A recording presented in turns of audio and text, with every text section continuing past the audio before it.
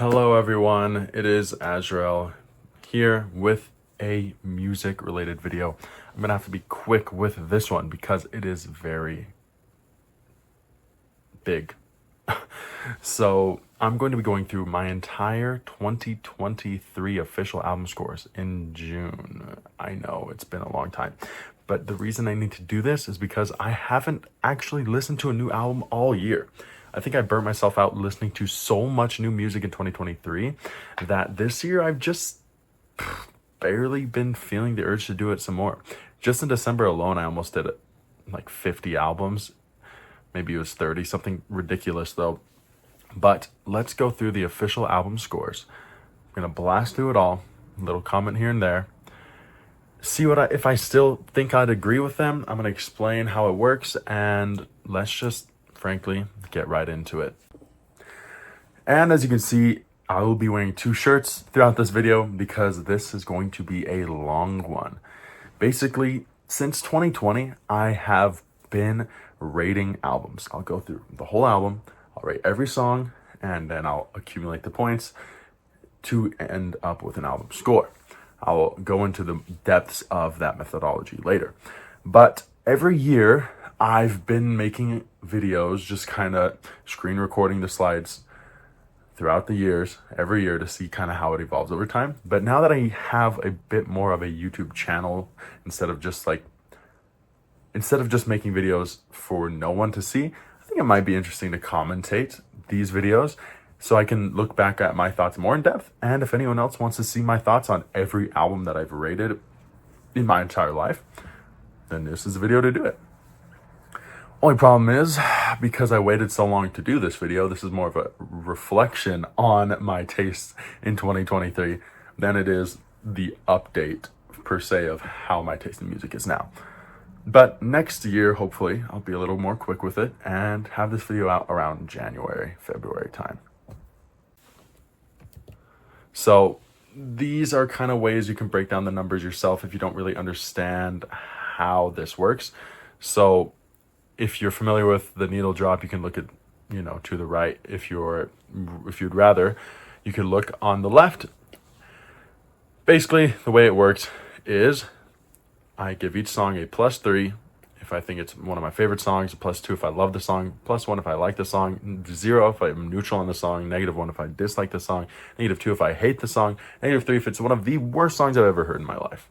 So, obviously, a -300 would be a purely imperfect album, and a 300 would be a perfect album. A 0 would be a purely neutral album. How do I get these numbers though?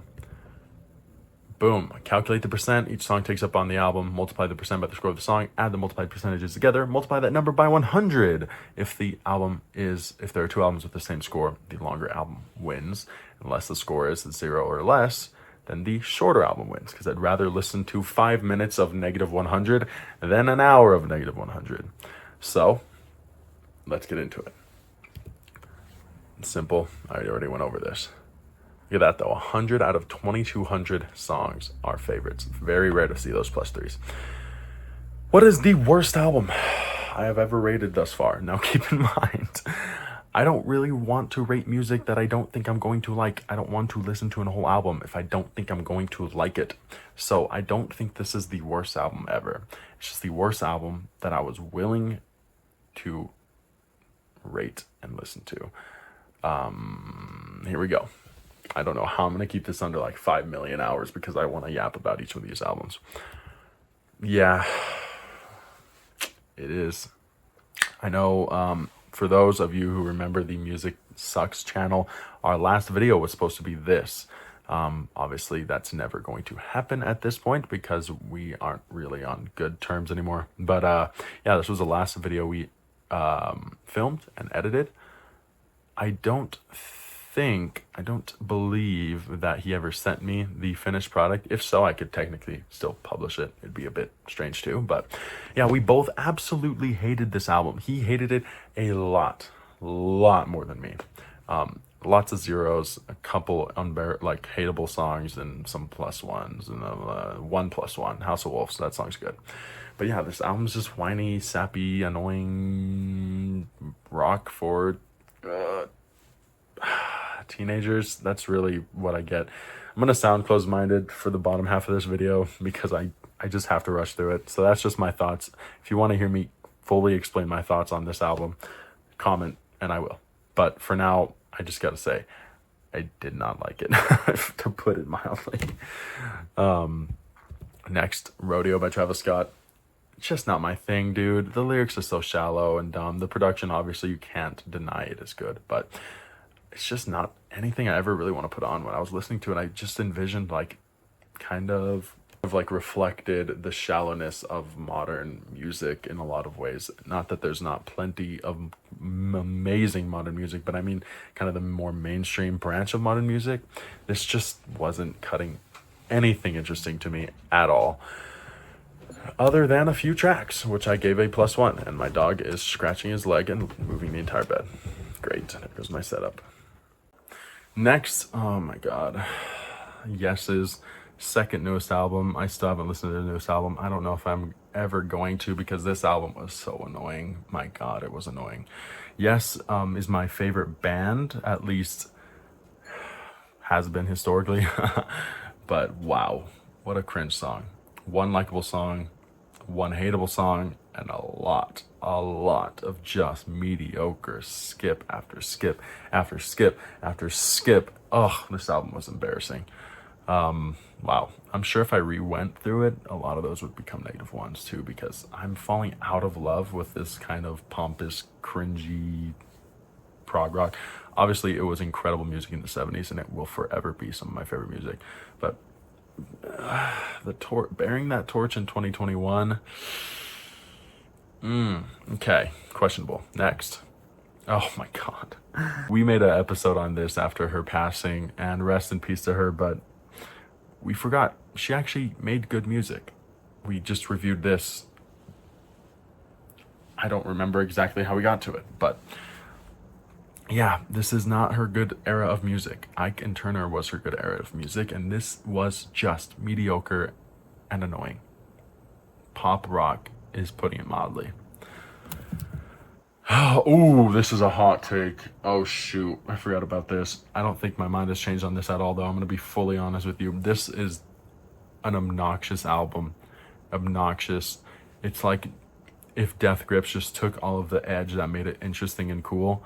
I don't want to listen to any of this music. Bound 2 is a great song though, but oh my god, the rest of it's just blasts of obnoxious industrial electronic, and Kanye just trying to be unique in a field that's been done and done better than by Kanye. Anyone who really loves this album is probably a Kanye fan first, rather than like a industrial hip-hop fan or experimental hip-hop fan first, because if you're one of those, you're gonna opt for the better artists in the genre. But I mean, at the end of the day, it's barely leaning negative, so my feelings on the album are pretty neutral. And then more Bad Yes. This is a more obscure cut, but given it was or is my favorite band, I've heard every album. This was an album with almost all of the main members of the band, and it was very mids. I don't even know if I would still like those +1s, so maybe the score would be even worse. Certified Lover Boy. This song used to be a straight 0 until I started figuring out a solution to have these songs weighed by how long they were. Aaron, actually, of my co-host from Music Sucks, figured it out for me, and then the album got a tiny bit worse review or score as a result. An album this is. A lot of mediocre, uninteresting, lame rap music. Almost all of the songs I liked off this album featured no Drake, except for Race My Mind, which I'll grant was a good song, but that's literally it. Oh my god, Kanye fans are gonna kill me. 808s and Heartbreak, one of the most overrated 2000s albums of all time, dude. I don't understand. I don't understand. It's like that T-Pain era of hip-hop, And people give Kanye credit for it as if he invented that. No, T-Pain had been doing that for a while, and it was annoying when he did it too.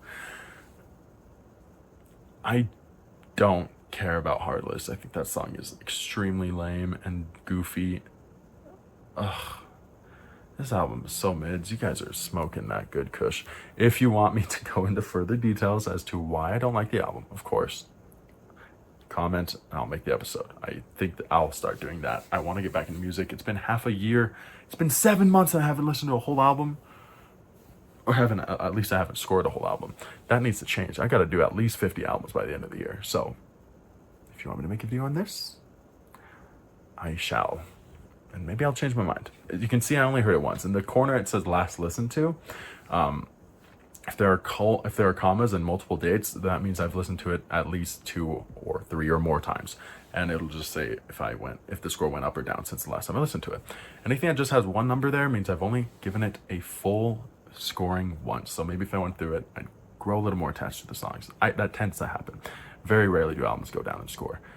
But very rarely do albums get such poor scores by me in the first place. So New Blue Sun. Wow. Now this is an album I'm sure I will be willing to re-listen to. Hour and a half of pure ambient, boring wallpaper music is kind of a good way to put it. The only song I liked was track 7, as far as I can see. My phone is kind of covering the entirety because the names of the songs are ridiculously, absurdly, stupidly long. But yeah, number 7, yeah, I can double check for sure. Number 7 is the only song I liked. And even then, would I ever throw that on? Probably not. But yeah, it was an album. It was definitely an album. Oh my God, The Beggar. Watch the Music Sucks episode on this. This album is pompous art rock at its absolute worst. This is modern art, in like the style of modern art and the pompous attitude that comes with it, embodied in audio form. I hated it. This score does not reflect how much I didn't like this album. Didn't like the experience of listening to this album. Yeah, frankly, this should be lower, frankly. Let It Bloom, music that probably nobody in my audience will know, but this is from the Music Sucks era. A lot of albums are these days. And yeah, I mean, it's not my thing. You could watch the Music Sucks episode on it for a more detailed explanation. Same thing here, Music Sucks. Head in a Ceiling Fan is a freaking banger and a half. I could actually see that song going lovable, but other than that, most of it is just kind of whiny Midwest-esque emo and post-hardcore, which is not really my thing at all. Anthem of the Sun. This was my long-standing worst album of all time that I had ever reviewed at the time, because I had been on a 60s kick and this one just did not cut it for me. This album was not great. A couple good songs, a very dislikable song, and some mids. It was not a very good album when I had only scored like 50 to 100 albums at that time. King Crimson, another band I've went through every single album of. I think a lot of their discography will slowly raise up while Yes's drops down. Maybe at some point there'll even be a throne switch. But yeah, this probably isn't going to be one of them. This definitely isn't going to be one of them. 3 of a Perfect Pair. How is this low? Oh yeah, okay. The problem with King Crimson is that they'll make really good songs. I like to call them songs. And then a lot of bad or headache-inducing or annoying instrumental movements. It's not for me. A lot of it's a very abrasive instrumentals that are very technical and just noodly and just not something I enjoy listening to at all. But when they do a song, which means all the instruments working together in harmony with vocals and lyrics, those songs are very, very rarely ever not good. Model Man is an incredible song. Got me through a hard time in spring of 2022, one of the worst times of my entire life. What a beautiful song. Incredible song on an album that gets a kind of poor score. Heaven and Earth, speaking of more prog. Yeah, their third newest album, I think. And a not good one. Couple of good songs. I remember some bass riffs off this album. This is the last album with their original bassist, or their most famous bassist, Chris Squire, who unfortunately passed away. But very obnoxious vocals by the new vocalist, who I really can't stand. So yeah, more yes. Oh my god. I promise I like this band, guys. This is often regarded as their worst album, at least if you kind of just stop listening to anything that came out in the 21st century. It's just like, it's progressive pop rock. It's poppy drenched rock that's just really long. And I don't enjoy it one bit. See, this is a perfect example. A lot of these songs are just very long instrumentals, and then the songs that aren't, I like. I think Neil and Jack and Me is the only exception. I think that has lyrics. I don't remember. It's been a while since I've listened to this whole album. And the score change actually is just from me growing to love Waiting Man, not because I actually went through the whole album top to bottom. So yeah, it's been since March of 2022 since I've last listened to this album. Tornado, my god, what a drop off. 70s Yes at a score. My dog is tweaking. 70s Yes with a score of 19.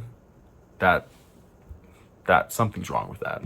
And something was wrong with this album. WX by WX. Something not a single person in this video will know.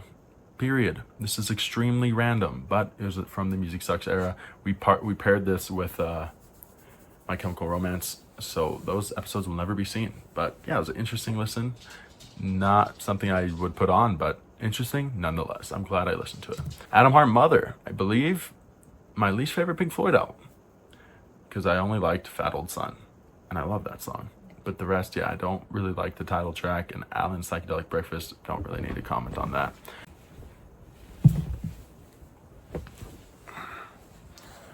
So yeah, don't have much more to say about that. So cute. I love Supreme. This is a hot take. I understand it's a very hot take, but it's just not my type of thing. I really don't like modal jazz. I think it sounds annoying, and I really have never ever been like, yeah, I want to listen to very sharp, abrasive, jagged jazz. Like that type of thing is just not my type of thing, frankly. Psalm was the calmest song, and therefore it's the only song I liked. Donda. This is an album who I think score would go up actually if I give it a re-listen. But at the time, yeah, it's just a lot of middling tracks. I think Moon could go up to +2. New Again, I believe, was my favorite song. I'm shocked actually that's not a +2. That song's really good. But yeah, a lot of auto-tune drenching and a lot of shallow lyricism, stuff that I don't really jive with, I have to say. All right, the first Pink Floyd album. Yeah, a lot of really strange music. Really, really strange music. Too weird for me, I'm gonna be honest. Pushes my weirdness meter just a little bit too far. It's an interesting listen. Might be even a worthwhile listen, but it's not something I want to throw on. Operation Mindcrime. This sounds like nerdy Pantera. Construction of Light. Another new King Crimson album that I didn't like. What's new there? Final Cut. Oh my lord. A obnoxiously bad Pink Floyd album. I'm actually shocked that this is higher than Piper and Atom Heart Mother. This album's complete trash. I bet if I re-listened to 5, 12, and 13, I would not be surprised if one of those scores dropped. Fear Inoculum. Why? How did Tool do that? How did Tool manage this? I don't understand it, but yeah, they got a low-scoring album. It's just long songs that didn't really feel like they went anywhere. Pablo Honey. Not that surprising. A few good songs. Blowout absolutely should be a +2. So this album actually will be on the way up because Blowout is a freaking absolute banger.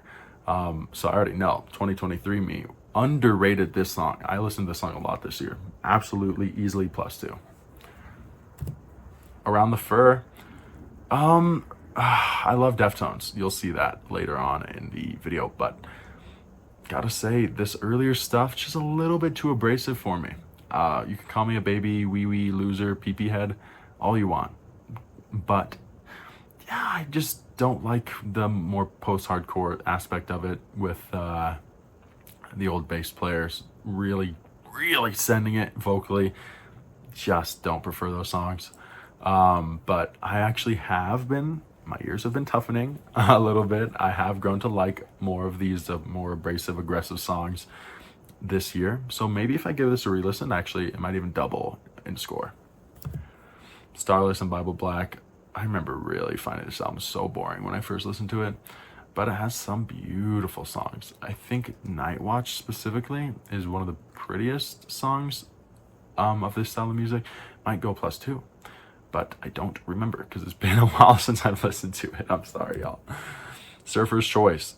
This was back during my 60s kick in 2020, and I was disappointed, frankly, because it has one of the coolest freaking surf or 60s songs of all time, Miserlou, which is very different. This version is very different from the one that everyone knows. But yeah, it just doesn't cut it. This album is middling. Yellow Submarine, the worst Beatles album. I will not take it back. It is the worst Beatles album. Hey Bulldog rules, though. Music Has a Right to Children. This album should definitely grow in score. I think I've grown to like more of the songs and grown to love maybe some of the songs that I used to only like. But it is pretty atmospheric, down-tempo, chiller music. So it's hard for it to catch your ear, you know what I mean? Quaranta, Danny Brown's newest album. I wanted to listen to it. This was when I was really crushing albums, just cramming albums into my brain. And this album came out, so boom, automatic listen. I like Danny Brown, but I don't like his voice.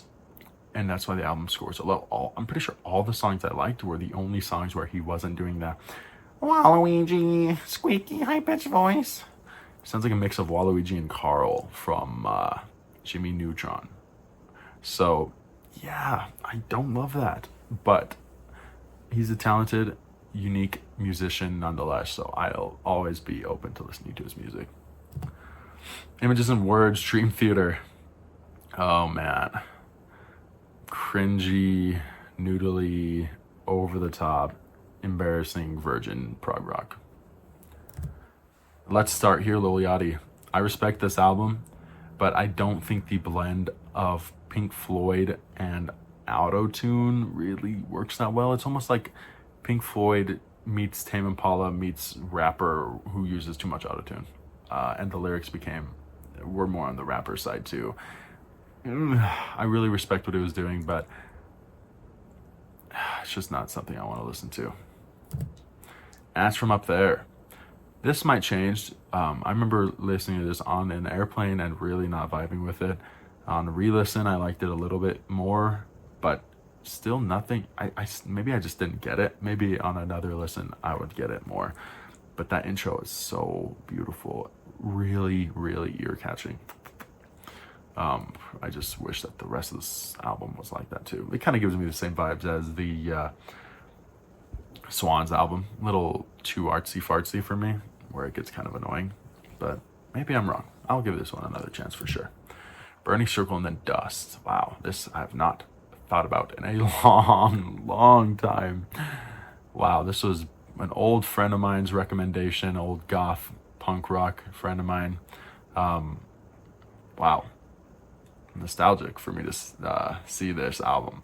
A lot of songs, a long album. It just kind of goes on for too long, I think. But individually, the songs aren't bad. A lot of the songs are +1s. I remember he kind of had like a Dracula vampire voice at times, which I didn't like. But when that was on the down low, the songs were pretty cool. Interesting gothic vibe. The worst Beach Boys album that I've rated. I have not rated all their albums yet. Oh, and I haven't actually rated all the Beatles albums yet either, because I haven't done their first few. Shoot, I need to do that. How have I not done that yet? That's kind of crazy, but I digress. Yeah, this is cheesy surf rock, pop rock from the 60s. Surfer Girl is a great song, always will be. You'll never change my mind. I loved singing along to it. I know I have a deeper voice, but it's fun just going full high pitch and boyish vocals of the lead singer and creative mastermind, Brian Wilson. Help. Kind of the exact same vibe as the last album, except it's more folky instead of surfy. Cheesy 60s pop rock. More later King Crimson that I didn't really love. Oh, hi, this is Flume. This is a genre that I'm not that well versed in or experienced with, so forgive me a little bit for probably some bad takes, but yeah, it's just not a genre that I can really say I'm that good with. I respect it though, and I think a lot of the Ecdysis didn't get a score, but I'm pretty sure it's a +1. I know it's a +1, but honestly, it could maybe be a +2. Yeah, there's some bangers on here for sure. Wild Honey. The Beach Boys made a Blue Eyed Soul album, and it was not that good. Orc. Oh, this is Music Sucks nostalgia for sure. It was such a fun. Music Sucks was a great YouTube experience, but I knew it wouldn't last forever because the whole shtick of it was that we never agreed and that we bickered a lot. So, eventually those differences became greater than just music, frankly, is kind of the easiest way I could explain it. Not my type of thing necessarily, but I respect it and I enjoyed listening to it, and I would give it another spin. Animals, man, what a one-hit wonder album. Insane. Includes their hit single, better be on the album cover, because my god, that's why you're there, that's why you're here, and that's really the only reason you should be there, because this is the song of the album. House of the Rising Sun, one of the greatest songs of all time. It should be a +3, frankly, but the rest of the album is not that interesting at all. It's really disappointing. Radiohead's newest album, I haven't listened to it in 4 years. My god, that's crazy. 2020 is 4.5 years ago. Almost half a decade ago. What is happening? I definitely got to give this another listen. Wow, that's crazy. I got to go through Radiohead's whole disco again because I did that in 2020. But yeah, this one was my least favorite. Or no, it wasn't. Pablo Honey was. But not too far off. Only 20 points higher, I believe. And Pablo Honey's going to go up because of Blowout. So might end up being around the same spot at the end of the day. Next, Painter's EP, 13 minutes. The only EP on the album slideshow here. And it had a couple of good songs and a couple of not good songs. Kind of bonkers is fun. Music Sucks era. Nostalgia for sure. All right, Tame Impala currents and B-sides and remixes. Definitely B-sides, and it shows in the score. List of people try to forget about. It's a good song though. Skrillex's newest album. Once again, not something I normally listen to, but it got a decent score. Halfway between neutral and likable. There's a lot of likable songs, a lot of neutral songs, so the score reflects that. I do really like Tears though, or Tears. I actually heard someone in Idaho the other day listening to Rumble in the middle of nowhere, Idaho. So this album got around. It has some cool songs too that I bet will go up in score with time. Electric Ladyland. Yeah, disappointing. Really disappointing. I was hoping this would surpass his first album, but by no means did it.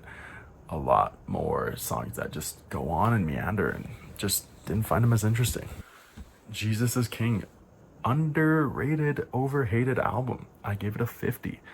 It's got some good songs, dude. It's better than a lot of his earlier work that people hold in much high respects and much high regards.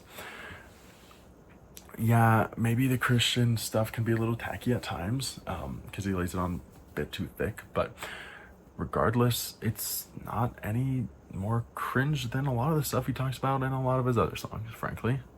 So I don't really get why this one got exposed as especially bad. I really don't understand it at all. Oh my God, that's a hot take. And I have it tied with Graduation. Now, as you can see, this was late last year when I was cramming albums down. So I did all of Kanye West's discography, give it a once through, other than the albums I'd already heard a million times, and this was one of them. Yeah, this is not a score I'm behind. I think I Wonder could easily be a +2 song. Yeah, this score will definitely go up. Best era of Kanye was the Teddy Bear era. No argument about it. Wow. And one of the worst eras of another band is Talk by Yes. A beautiful album cover.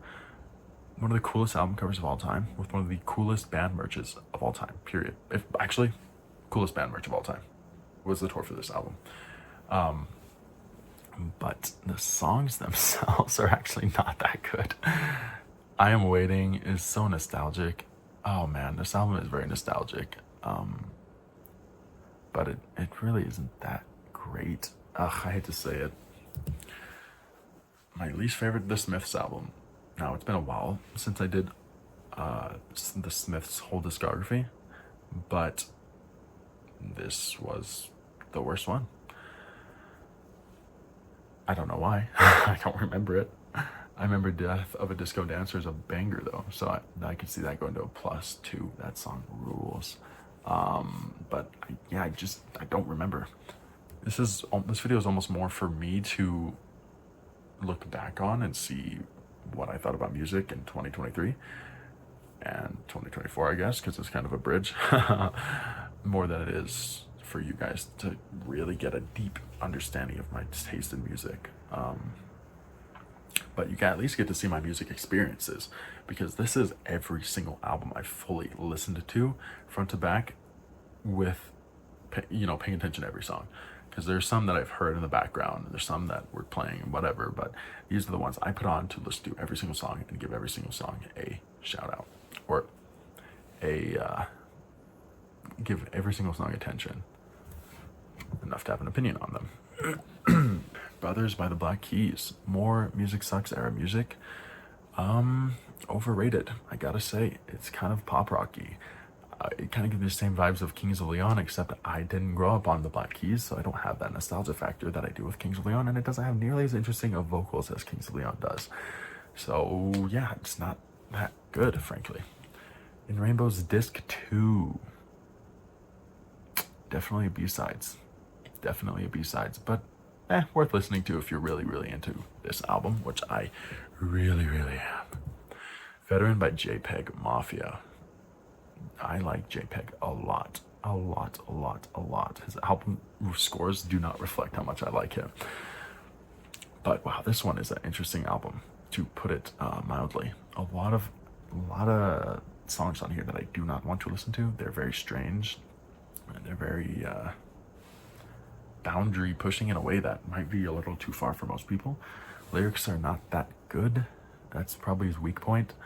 But wow, the soundscapes he's able to create are just so interesting that I don't see how anyone could dislike him, or not, at least not respect what he's doing. Yellow House by Grizzly Bear. Man, it's been a while since I've heard this, but I remember this one being too ambient and just a little bit, leaving a little bit to be desired, other than Colorado, which is such a beautiful and haunting song. 6 Feet Beneath the Moon. Bummer tunes. Yeah, I feel like this is a fair score. A lot of likable bummer tunes, but it's not like reinventing the wheel. It's just unique in his vocal delivery, and they're good songs, but there's not much more to it than that, at least from what I remember. Amnesiac, speaking of not remembering anything, man, it's been a long time since I've heard any of these songs outside of Knives Out, which I freaking love that song. Wow, I don't even remember You and Whose Army at all. That's crazy. And Dollars and Cents, I could not tell you what that song sounds like at all. Wow, that's crazy. I've definitely got to give Radiohead another run through this year. Enema. I was expecting that I would like this album a little more, but it does have a lot of great bangers on it. Good old prog metal bangers. Could See Ghosts. Now we're getting yeah, Kids See Ghosts, not a 10 out of 10 for me. I bet I could see a lot of these +1s going +2. But yeah, it wasn't like as meaningful to me or as interesting to me as it was for a lot of people. I did enjoy it though. So 56, yeah, it's not the highest score in the world, but it is leaning mostly positive. Now we're in the mostly positive ranges, right? We're above 50. And I agree, mostly positive review of this album. Same here. Mega Brain, great song. And then a lot of fun hits after that. But there's also some mids as well. So leaning positive, but not reinventing the wheel for me. Led Zeppelin 2. Is this my lowest Zeppelin album? Wow, I thought there was lower. Wow, Led Zeppelin 2, lowest one. There you go. Hot take, I guess. I don't know. Clan of Zymox. This is a awesome dark wave album with a lot of amazing songs. No words. Incredible song. But I only gave it a once through. So chances are decent that this would go up if I re-listen to it 4 years later.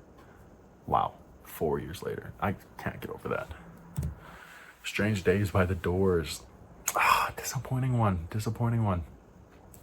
I was really hoping for more like Doors classics, like in their first self-titled album, but I just didn't get them here. Velvet Underground. Oh God, I gotta really defend myself on this one. I don't know why I did this. I was 20.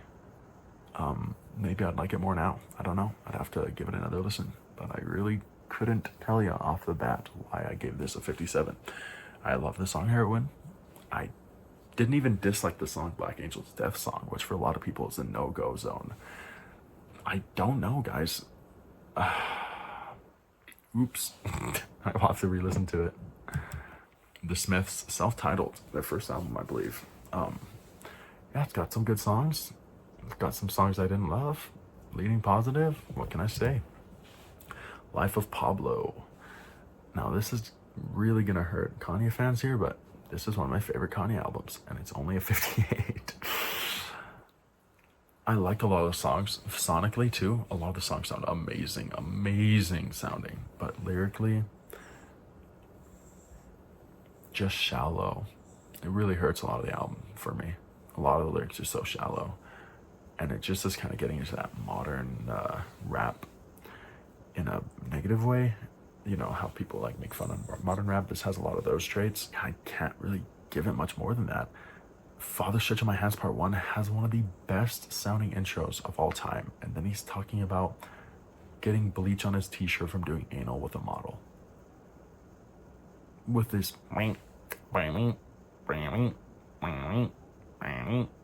boring buzzy synth. How do you ruin a song that sounds that good in the start? It's insane. But I digress. Speaking of death grips, 59 with The Money Store.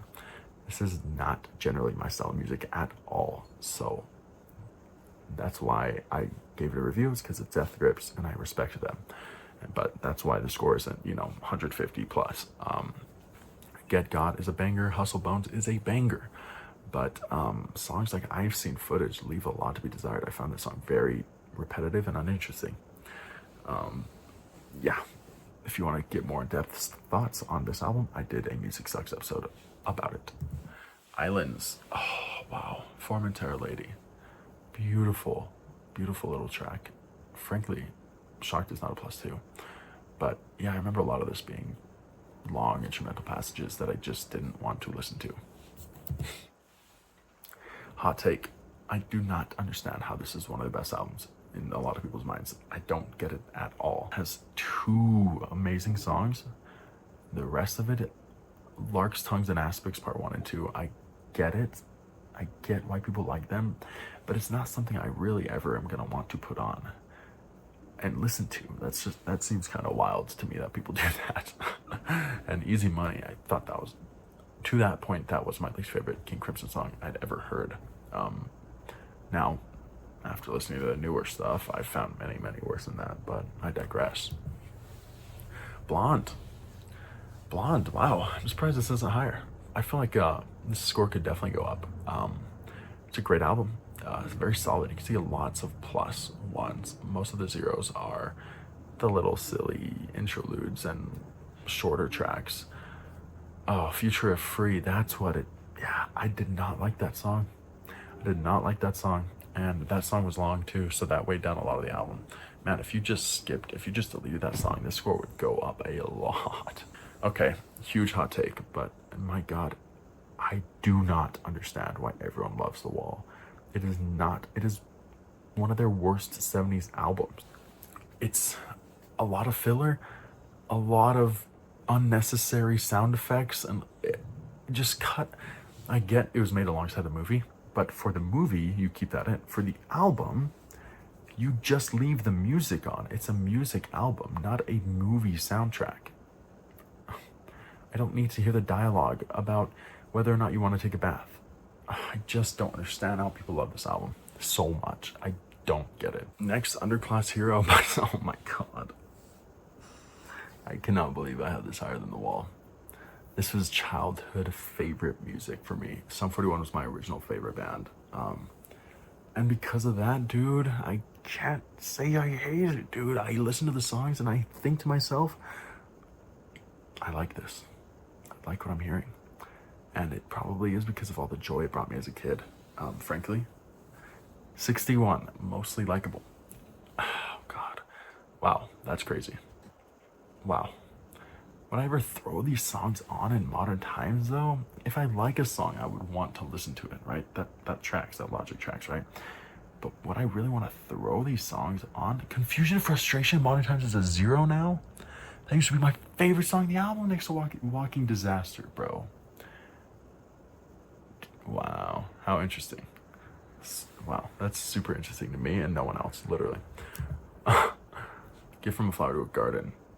Very hippy dippy, peace and love, kind of little bit on the, yeah, a little bit too much of that, but a lot of just likable little ditties in there too that I just can't hate on. So frankly, I think 61's a good score. More by Pink Floyd. Wow. I don't remember much of this album at all, but Cirrus Minor and Symbolina are some of my favorite Pink Floyd songs of all time. So just listen to those, frankly. You could skip the album, just listen to those. Those songs are incredible. Speaking of great songs, wow. Late Registration, good album, too many skits though. I know that's his thing, was at least in his early days, but man, the skits really just take from the experience, because when I rate this album and I rate the skits, I don't want to listen to the skits. So as a whole cohesive unit, the skits bring down the score a lot. If I deleted the skits, the score would be much closer to 100.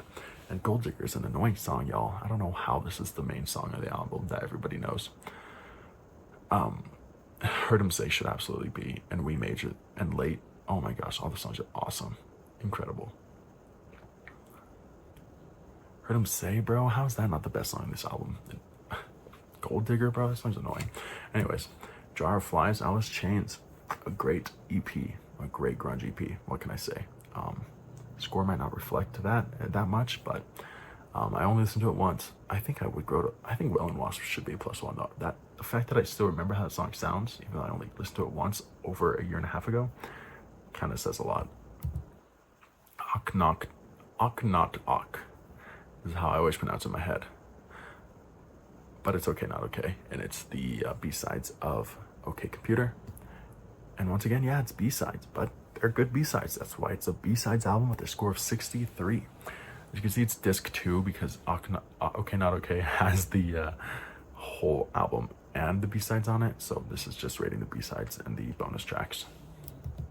Flume's Self-Titled. Yeah, this was, I think, my first electronic album that I had scored. And yeah, I like it. What can I say? I liked it.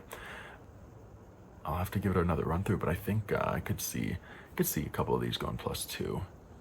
Maybe Star Eyes, Warm Thoughts, and that's it. Momentary Lapse of Reason. Yeah, some pretty songs on there. Some pretty songs, but it's not as solid of an album as Pink Floyd's earlier stuff is. It's better than the Roger Waters era, but that's about it. Bob Marley, his worst album that I've rated. I've only rated his music from the mid to late 70s. I think one album from the 80s. Yeah, nostalgic. This is my childhood music from my dad's side. And yeah, how could you dislike Bob Marley, dude? He's just a likable dude who makes likable albums. Hiding Places, Billy Woods and Kenny Siegel. This album was awesome, and this album score will definitely go up. The fact that it's a 64 on first listen with so many memorable tracks is a great sign for its staying power in my album rating scores. Magnification, somehow higher than that. Released the day before 9/11. That is interesting. But yeah, yes, instrumentation replacing a keyboard with an entire orchestra. That's what this album is. And while John Anderson's aging vocals and cheesy, whimsical lyrics do hurt the album, instrumentally, the songs still sound pretty freaking good. So it's gonna get a decent score. In the presence of, that song means a lot to me too. So 64. Smiley Smile, the watered down, toned down version of what could have been one of the greatest albums of all time. You're so cute. Yeah, this album is really good, frankly. Not quite on par with Pet Sounds, but I could see some people liking this more. Maybe. Wind Chimes, it's super cool too. Yeah, this album score will probably go up, even though it's been a while since I rated it, so I could see this album score going up. Magical Mystery Tour. Oh, I do not feel like this should be as high as Smiley Smile. This is kind of an annoying Beatles album. This is what the Beatles sounds like to people who don't like the Beatles. It's very hippy dippy, happy go lucky, weird, like I'm the Walrus. That's exactly what people don't like about the Beatles. It's like Yellow Submarine and I'm the Walrus, that style, and I don't really love it either. But there are still some good songs on this. Hello Goodbye, Penny Lane, Strawberry Fields Forever. Those are freaking classics. They're classics. I get if people don't like those songs. I get if people don't like the sound of Beatles. I don't really either. Lonerism, Tame Impala's my least favorite actual Tame Impala album. Yeah, I remember just being underwhelmed by it. Very front end heavy too, apparently. Ultimate Spinaches, self-titled album.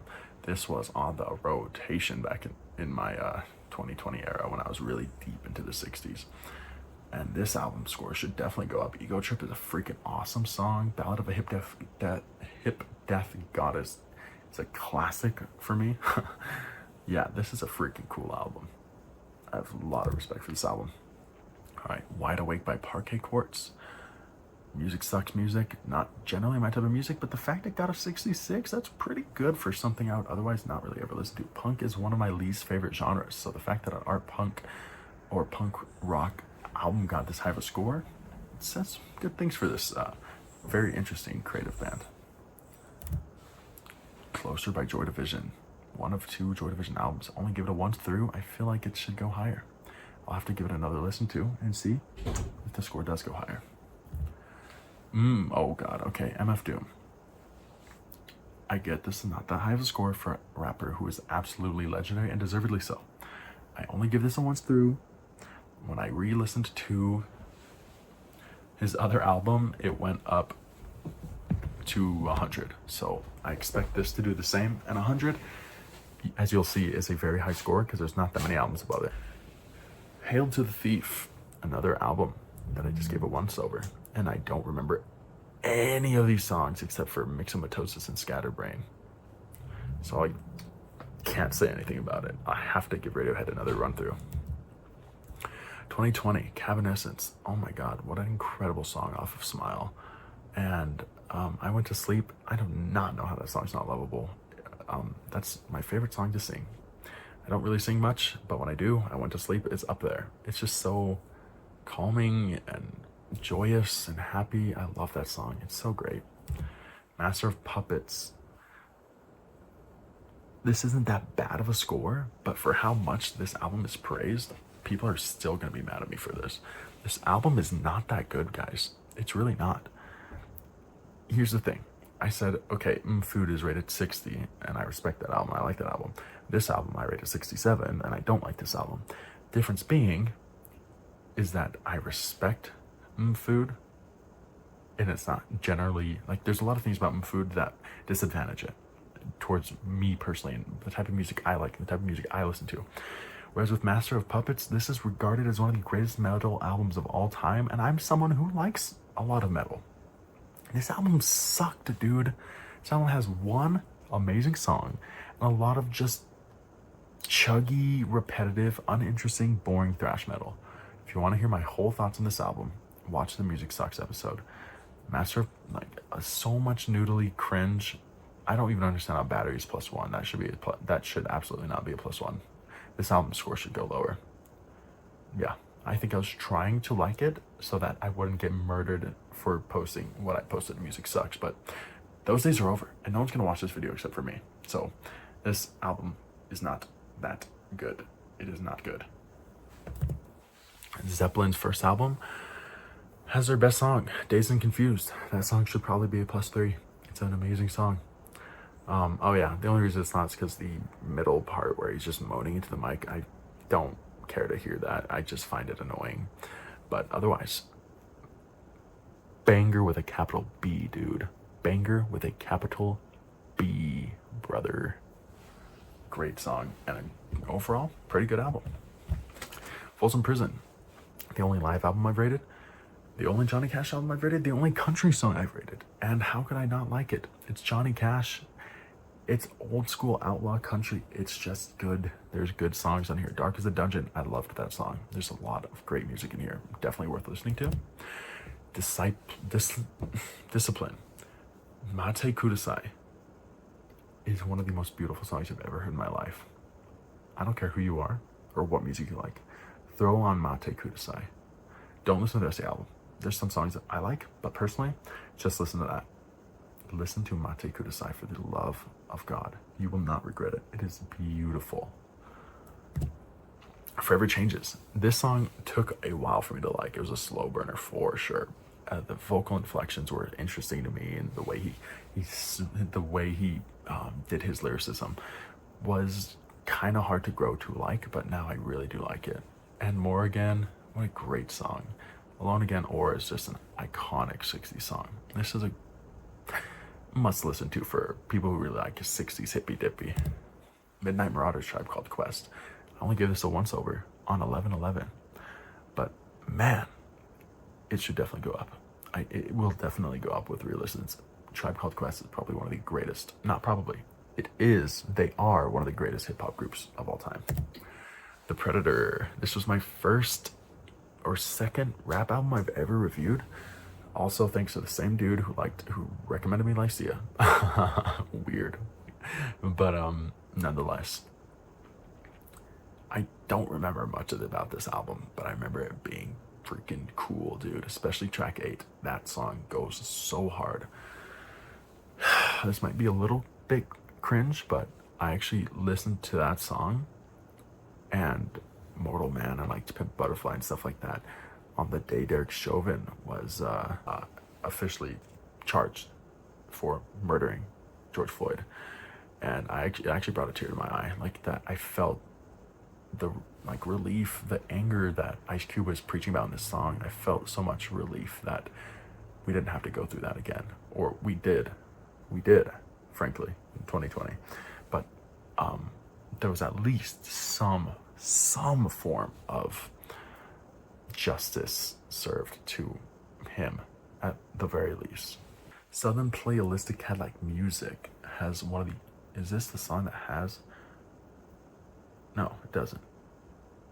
Oh, never mind. I was gonna say it has one of the greatest 90s hip hop, actually the greatest 90s hip hop song of all time. But no, that's another album that's even higher on here. Yeah, this is just a fun album, dude. I'm sure this album will grow on me too. You can see a lot of these songs are from, or a lot of these albums are from November 2023. And I'm sure most of them will grow on me too as I grow more experience with the songs and the album itself. Zeppelin 3, the best Zeppelin album. No, it's not. Take that back. Not the best, as you'll see. But this is a good one. It's solid. Mostly, almost all +1s and a +2. It's a good album. Solid album with a freaking awesome album cover. Yay. Wow. This This album used to be one of my least favorite Kanye albums, but you can see it went up plus 53 points in 10 months. Isn't that crazy? And it's because of the last two songs.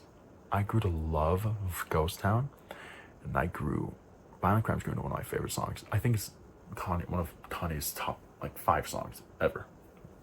It is lyrically so good, so introspective, so deep, so meaningful. Oh my God, what a great song. Incredible song. If it wasn't for the top half of the album being really just not interesting for me to listen to at all, this would be much, much higher. If there's much effort put into like songs like tracks 1 and 2 as there was into latter 3 songs of the album, I think this would be easily into the 100s. Red. Another example of the songs being incredible and the instrumentals not being something I want to listen to, but my God, I love Starless and Fallen Angel.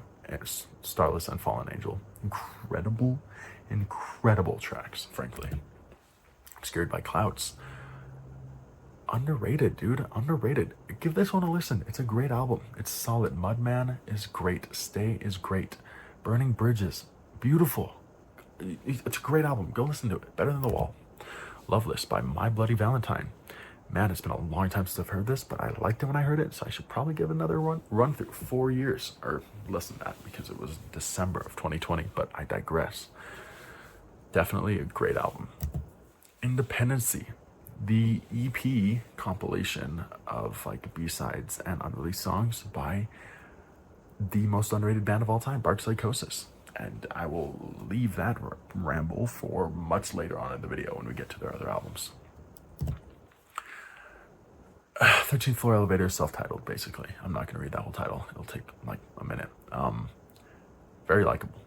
Almost +1 across the board, but nothing quite grabbed me enough to make me say I love it. But it might if I gave it more run-throughs. The Idiot. This was recommended to me by a former punk skater, grungy friend I used to have. I'm glad that the last few songs were very good, because I thought I was gonna have to break it to him that I thought this album sucked. It was so close to sucking though. I really don't get how this is one of his favorite albums. I really don't get how someone likes a song like Nightclubbing. That song was so annoying to me, but I digress. Meat is Murder. Underrated. I think this is generally considered one of the Smiths' lesser good albums, but I actually really liked it, and I actually liked the song Meat is Murder too. It actually made me stop buying cheap meat. I am still not a vegan, but I don't buy meat from companies that are known for treating their animals bad, and I don't buy like knockoff brand, because they are going to have much worse standards for care for their animals because of this song. This song did its job. Not to the extent he would have wanted, but I digress. It's a great song. It's a great album. 74. Boom. We got it from here. Thank you for your service. Wowie wow. An awesome album. This score will definitely go up because I listened to this album a lot since I last rated it. So I definitely could see this going to the hundreds. Super unique listen. It's like a modern boom bap. It's Tribe Called Quest, but featuring a lot of modern hip-hop guests that make it really unique. And yeah, it's just a really cool album. I don't have time to go into much more detail than that. Quarters, 4 cool songs. 4 songs, 3 songs I'd listen to, 1 song I wouldn't. 75, 4 albums. Yeah, do the math. Makes sense, eh? Diamond Eyes. I think I've rated almost every Deftones album. I don't remember them album for album, to be honest. A lot of them kind of have a pretty similar vibe. Sex Tape only being +1 is questionable. I should probably give this another run through. Would definitely go up. Maps, Billy Woods. Holy crap, dude, this album rules. I wish I had gotten to do Music Sucks on this album. Very cool album. One of the best releases of 2023, frankly. Bad plus Joshua Redman.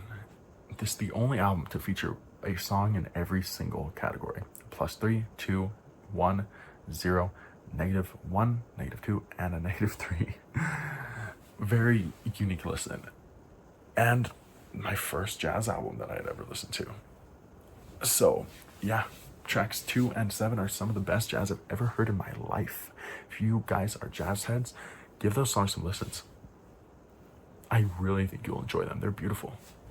I don't know anything about this guy or the band or anything, but I just stumbled across this album in my Spotify Monday recommendations, and here we are. 1999 by Joey Badass. Great album. I only rated it once. It would definitely go up if I rated it again. I was shocked by how much I like this album on first listen. Absolutely, these albums. Some of these songs should go up. Waves already, I know, is a +2. Yeah, Daily Routine probably a +2 as well. Survival, yeah, this album score should go up. Unknown Pleasures. I really didn't really care for this album that much when I first listened to it. As you can see, the score was originally at 57. Right, it's grown on me. It's grown on me. As a New Order guy who would listen to New Order first, I was caught off guard by how much darker and slower this was, but it's grown on me. It's grown on me. It's a good album. I'd recommend it to people who like more dark and downtrodden music. Oh my God. Once again, this hurts to say. Screaming Bloody Murder by Sum 41 is rated higher. Now, this isn't as embarrassing as Underclass Hero because it's not like cheesy pop punk bullcrap. This is actually a little more serious and dark, but it's still Sum 41. Oh, Exit song is beautiful though. I do remember really loving that song. Wow, this is so childhood nostalgia for me. I remember this album came out, dude. Once Twice Melody.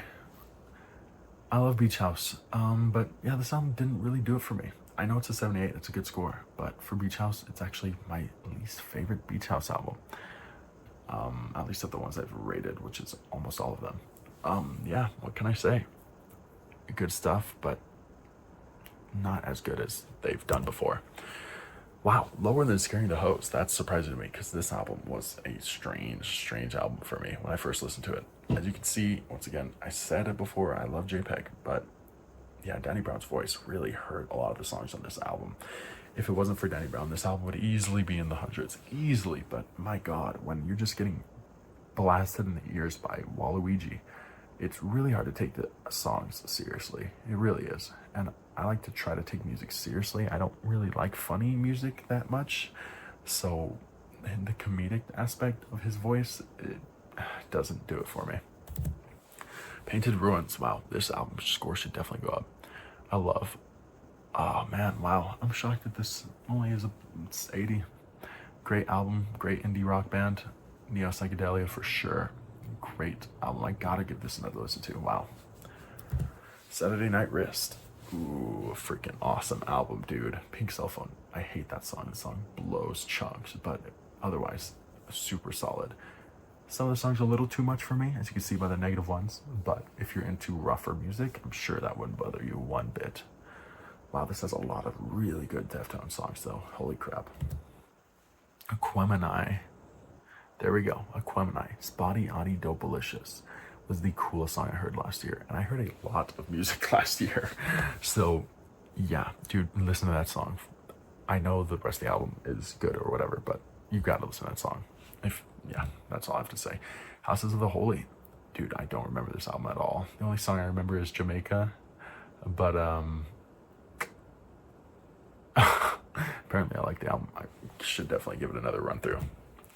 Fly From Here. For modern, yes, dude. Not bad at all. I think it's because the vocalist wasn't a really aged John Anderson or his replacement, who had a really annoying voice. Really happy, angelic, boyish voice. Very up here and mystical. I really don't like his voice at all. But this guy's voice was great. So the album was much better. If you read it, their third newest album with this guy's vocals, dude, that score would go up. It'd probably double, triple, quadruple, frankly, because it's only like a 10. Folklore, Big Train. Rest in peace to the lead singer of this band. It's some good modern prog. Salisbury Giant and Transit of Venus Across the Sun are 2017-18 bangers for me. I started this in 2020, so I had to retrospectively go through every album I'd ever heard and rate them. But yeah, dude, this was up there for that time in my life. Rubber Soul. Rubber Soul. Very lovable, cheesy 60s pop rock. This is probably my highest rated pop rock album, I would guess. And it's just, yeah, it's just lovable. The score doesn't reflect that, frankly, at all. 83, but I do like it. If someone were to ask me if I liked Rubber Soul, I'd say absolutely. It's a fun little cheery little album, but the individual songs are not beautiful masterpieces by any means. I would say the only exception to that would be, well, I wouldn't say it's a beautiful masterpiece, but Norwegian Wood is a very charming song. If I Needed Someone is great too. In My Life, there it is. I knew I was missing one. In My Life is such a charming song with such great songwriting. How could you not like it? Next, Previsão do Tempo by Marcos Valle. This is kind of the kickoff of my Brazil era of music, because around November, December, January, February, March, and April, I have been on a huge Brazilian music kick. I was listening to lots of Brazilian music from the 60s, 70s, 80s. And wow, I found a lot of great music from that time period. And this absolutely was one of them. Very low-key, chilled, laid-back, beautiful music with great lyrics. Just a great example of música popular brasileira. It's exactly what that genre is, a fusion of folk Brazilian instrumentation and Western rock / jazz influences. And I love this combination. It's amazing. Next, The Ooze by King Cruel. Yeah, a good album. A lot of quote unquote bummer tunes, but these are some good bummer tunes. Oh boy, My Beautiful Dark Twisted Fantasy by Kanye West. A lot of people have this as one of the greatest albums of all time. I do not at all. I think this album is extremely overrated. You could see my Music Sucks video about the album. I still give it 83. That means I do like the album, but my God, it is not one of the greatest rap albums of all time. Not even close. Not even close.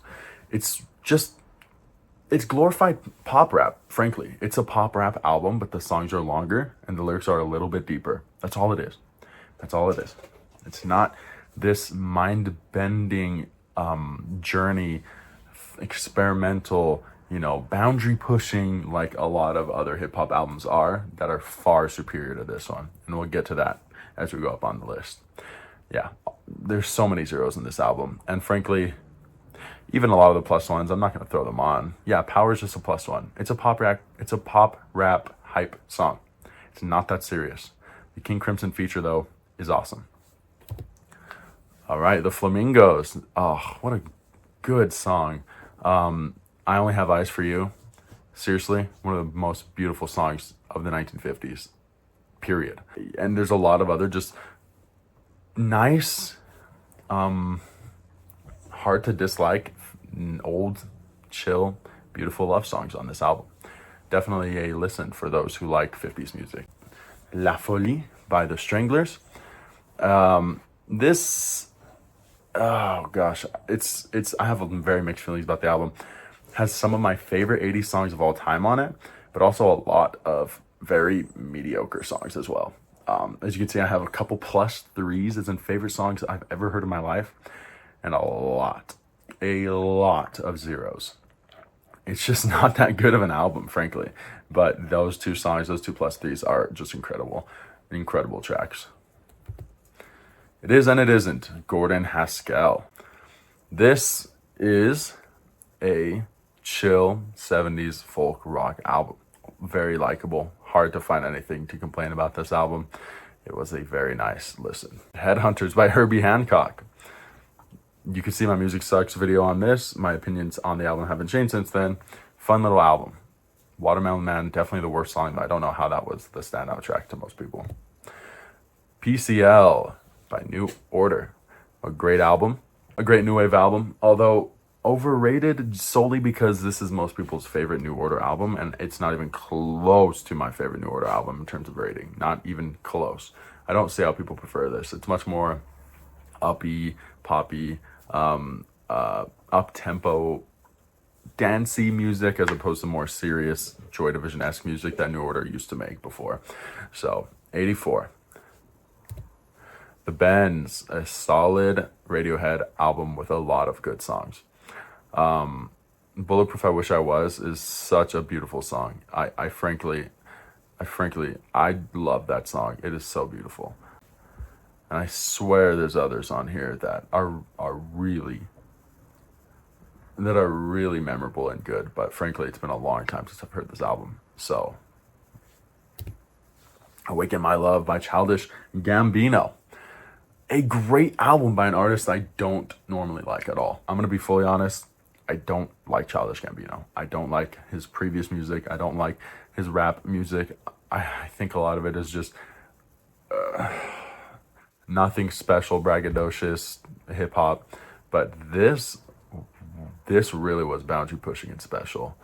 I don't know why he has never caught that bottle of lightning again, but he hasn't. I couldn't even get through Out of Vista. I thought it was so boring. But this album here, is a great album. 84, great score. Dummy by Portishead. Dude, I only gave this a once through and it's an 84. This score is only going to go up. A lot of these songs will end up lovable. This album is great. Vicetimists by Grizzly Bear. Another one I haven't heard in a while, but apparently I did give some point bump in 2023, probably to Southern Point, because that song is definitely lovable. That song is amazing, incredible song. So, yeah, it's a great indie. You can see the genres there. It's a kind of a fusion album, and it is a great fusion of awesome sounds. It's a great album. Section 80, my lowest Kendrick Lamar score. Wow, Section 80. Still a great album. I actually threw it on not too long ago during the Kendrick Drake beef. I went through his older discography. I went even older than Section 80. I went to his EPs. I found some great songs from his self-titled EP from like 2010 or something. But I digress. Great album, solid. For his age, dude, he was on a different level. The consciousness of the lyrics and the production and the sounds, it's just all really good. That whole clique that he had back then was a very talented squad.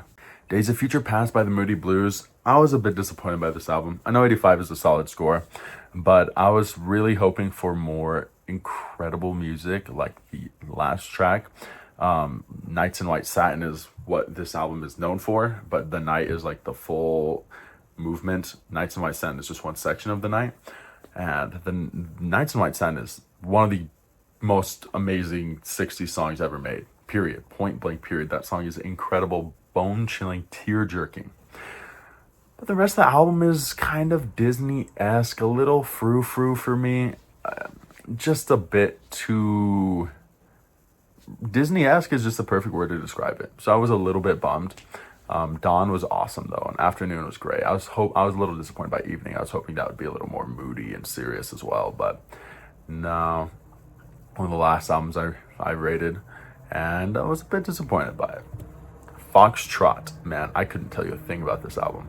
I haven't heard any of these songs in so long, but I do remember really liking Can You Tiddly and the Coastliners, but I could not tell you what that song sounds like.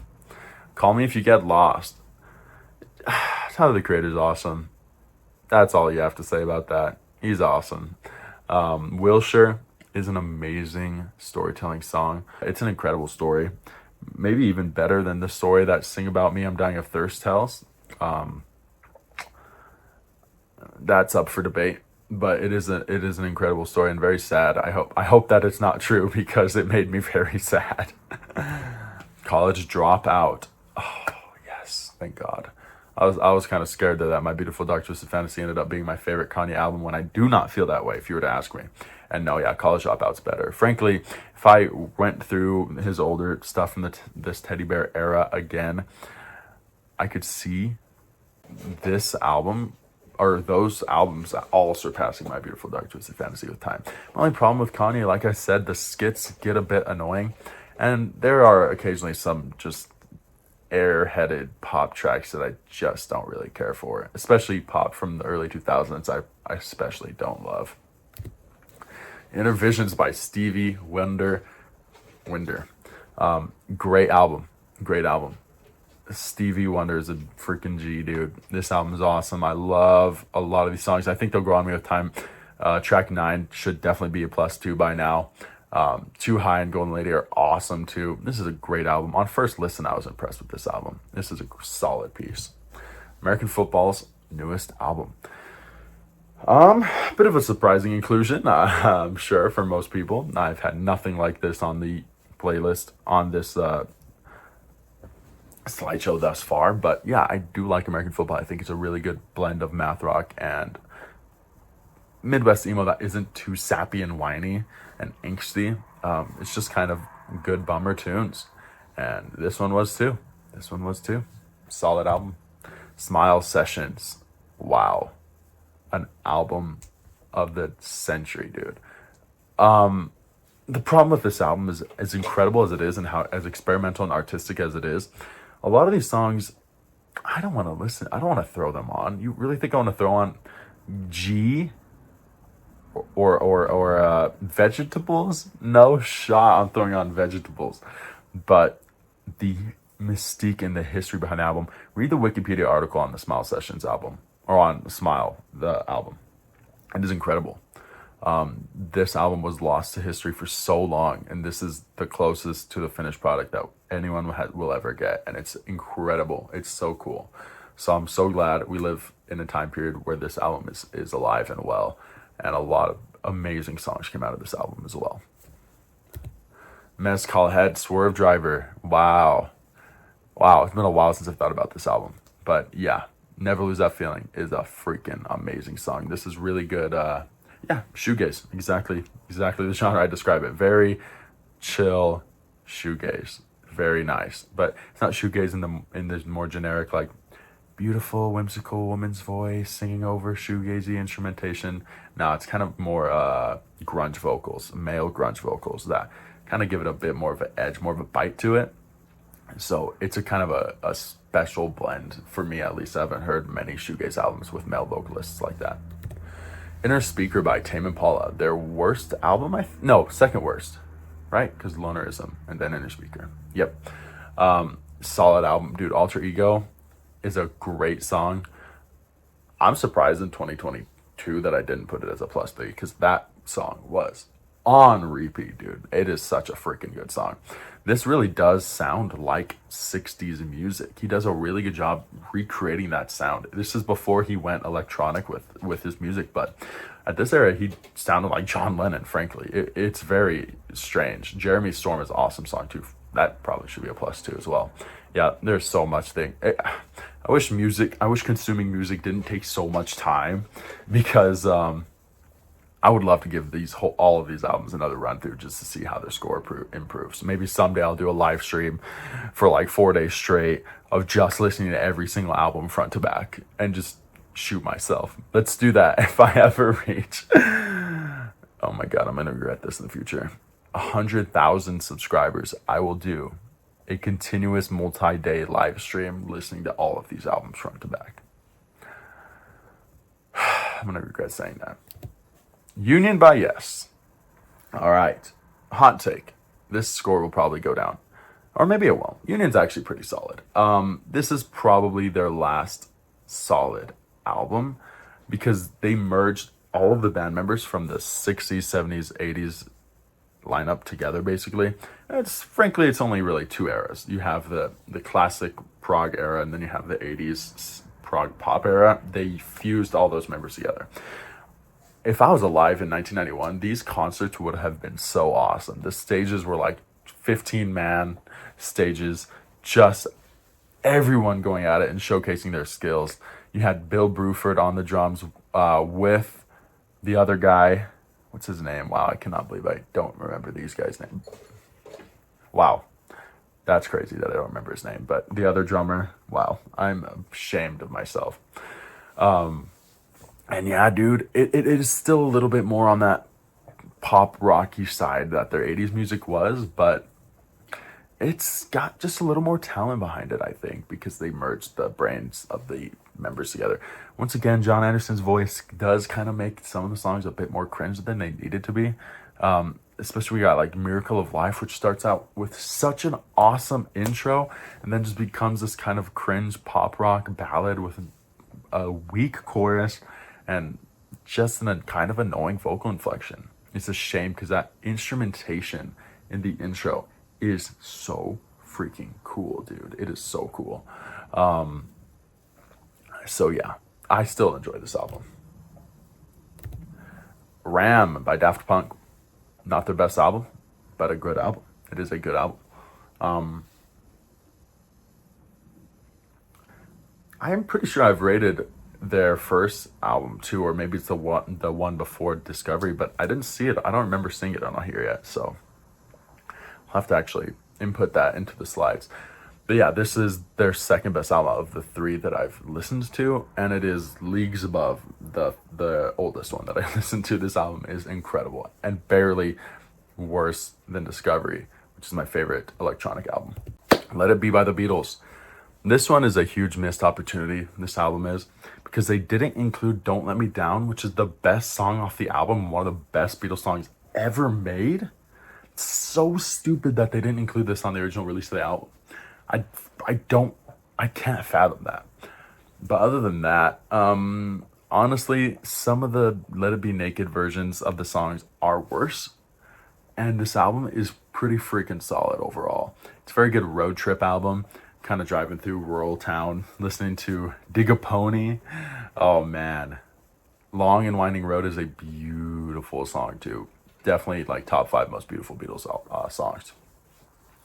It's a solid banger of an album. One After 909, dude, that should definitely be +1.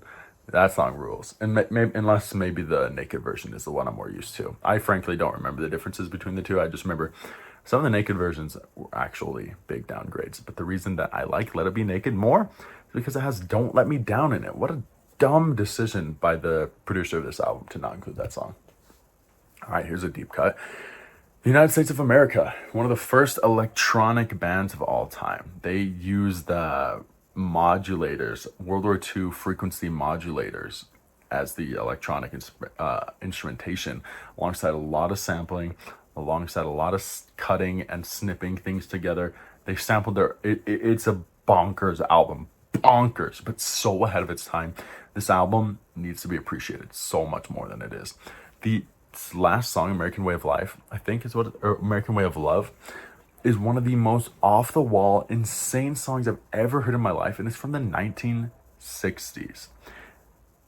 Actually, no, it is the most insane song I've ever heard in my life, and it is so ahead of its time. The use of snipping and cutting.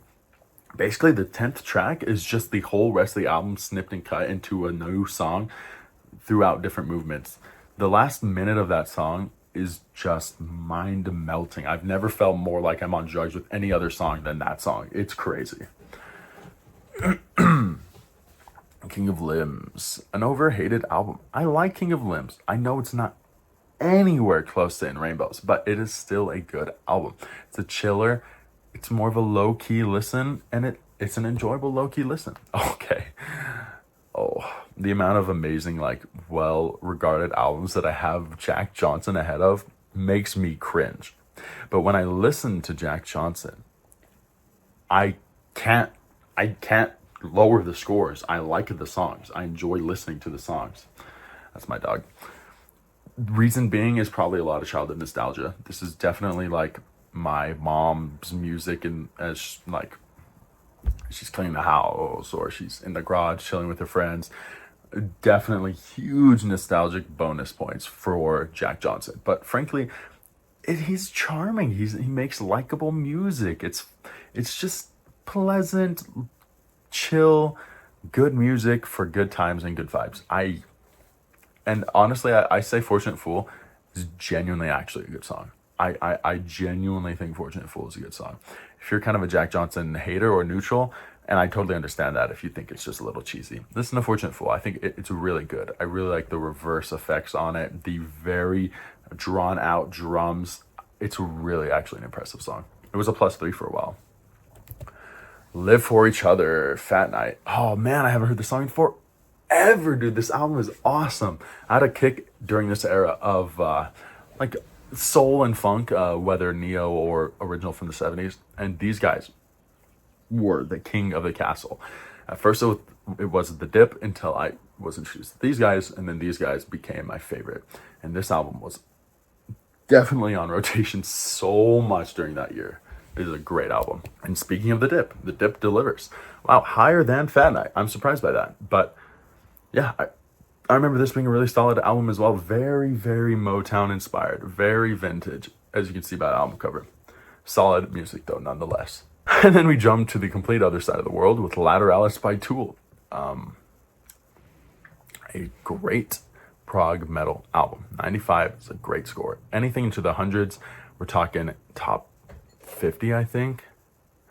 I can't see the numbers, but actually maybe I could. Let's see. Oh, no. Anything in the hundreds is top 100. That's crazy. I remember when anything in the top 100 used to be like top 25. But this list has grown so much since then. It's crazy.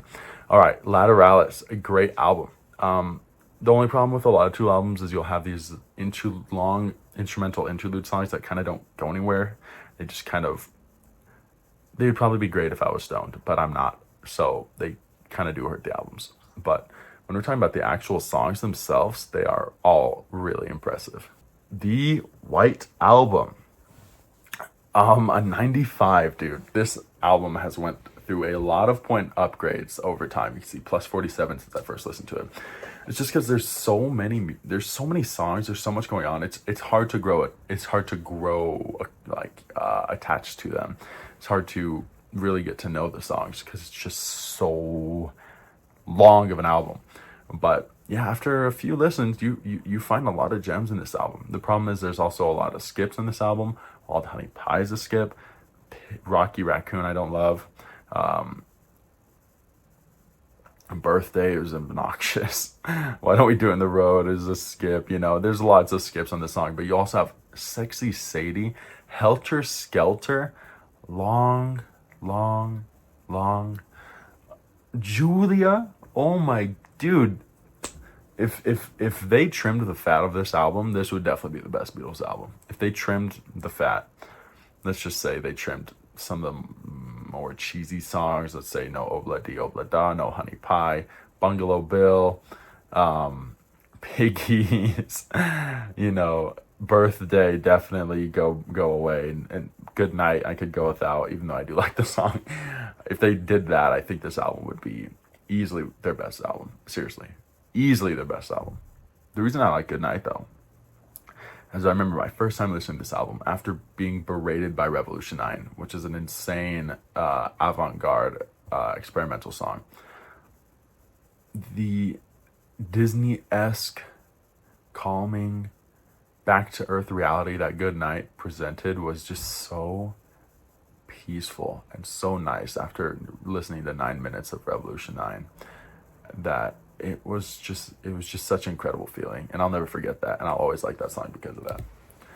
All right, Milo, some art rap. If you like verbose, interesting, low-key, poetic hip-hop, listen to this album, especially Souvenir. All right, Damn.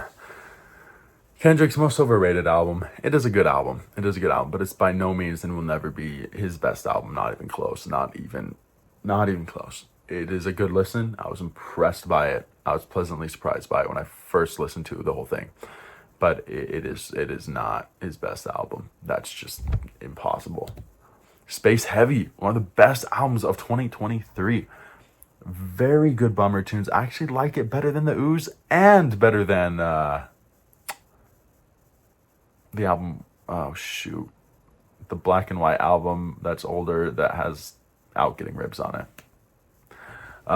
Yeah, this is a good set of bummer tunes, dude. Slowcore, jazz rock, post rock. I love post rock, and this scratches that itch so well. It is a great, especially Seagirl. Seagirl is incredible. That song is beautiful. A great album. Teen Dream. Now we're getting to Beach House. Now we're really getting to Beach House, 2010s era Beach House. This is the lowest rated 2010s era Beach House song, and it's 98, guys. I love Beach House. This is an incredible album. 10 Mile Stereo, frankly, should be a +3. That is one of the most beautiful, anthemic, powerful songs I've ever heard in my entire life. It was actually my wedding walkout song when me and my wife ran out to the car to leave the wedding. We ran through people throwing flowers and yada yada at us, and this song played. Powerful song, powerful moment, incredible band. Ugh, I love Beach House.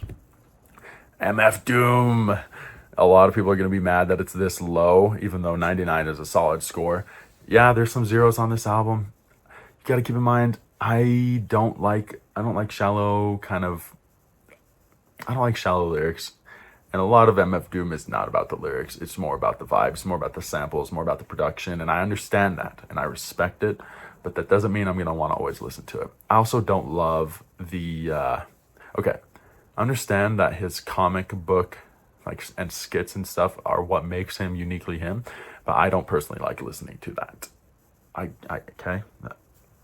Clown me all you want. No one's even watching this video like 6 hours into it anyway, so I don't care. Que Beto. Amazing bossa nova. It's swagged out to the maximum. I really freaking love this album. It is so chill. It is such... Brazilian music's incredible. Here we go. Let's go through all the 100s. All of the songs with no... Okay, well, I guess they could have some zeros, but all of the officially fully likable albums. So anything past 100 is beyond likable. It's leaning towards lovable. Boom. Saucer Full of Secrets. Some zeros, but a lot of beautiful songs that make up for it. Seesaw is a gorgeous Pink Floyd song. Any Pink Floyd fans gotta listen to that song. Oh, wow. Here we go, more Jack Johnson. Oh, God, I have this higher than MF Doom. That's maybe embarrassing. No, it is embarrassing. But, once again, childhood nostalgia. And I mean, dude, they're just likable songs. You listen to it, and it puts a smile on your face. You get to feel a little... I don't know. God.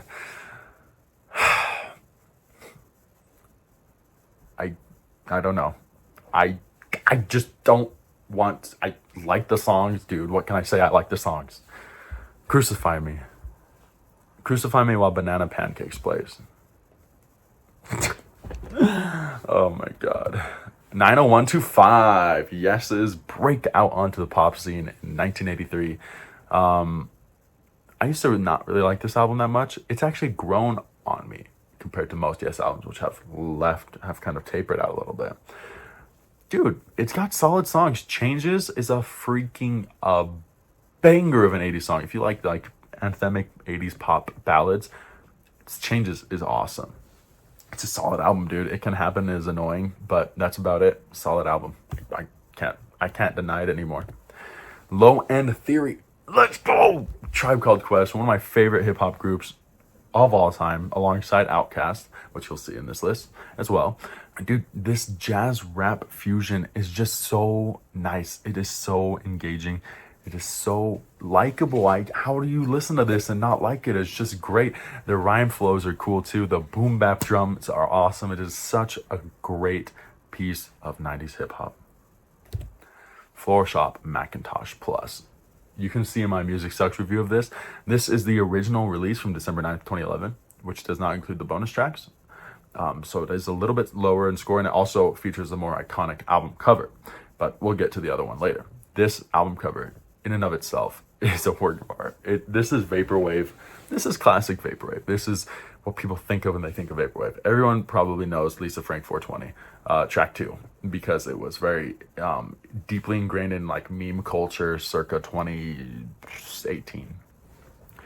But yeah, dude, it's genuinely a solid album. I understand it's very simple. It's just chopping and screwing and slowing down various 80s samples, but it sounds really good. It was done very well. Highly recommend this album. It's a great album. One of the best albums I heard in 2023.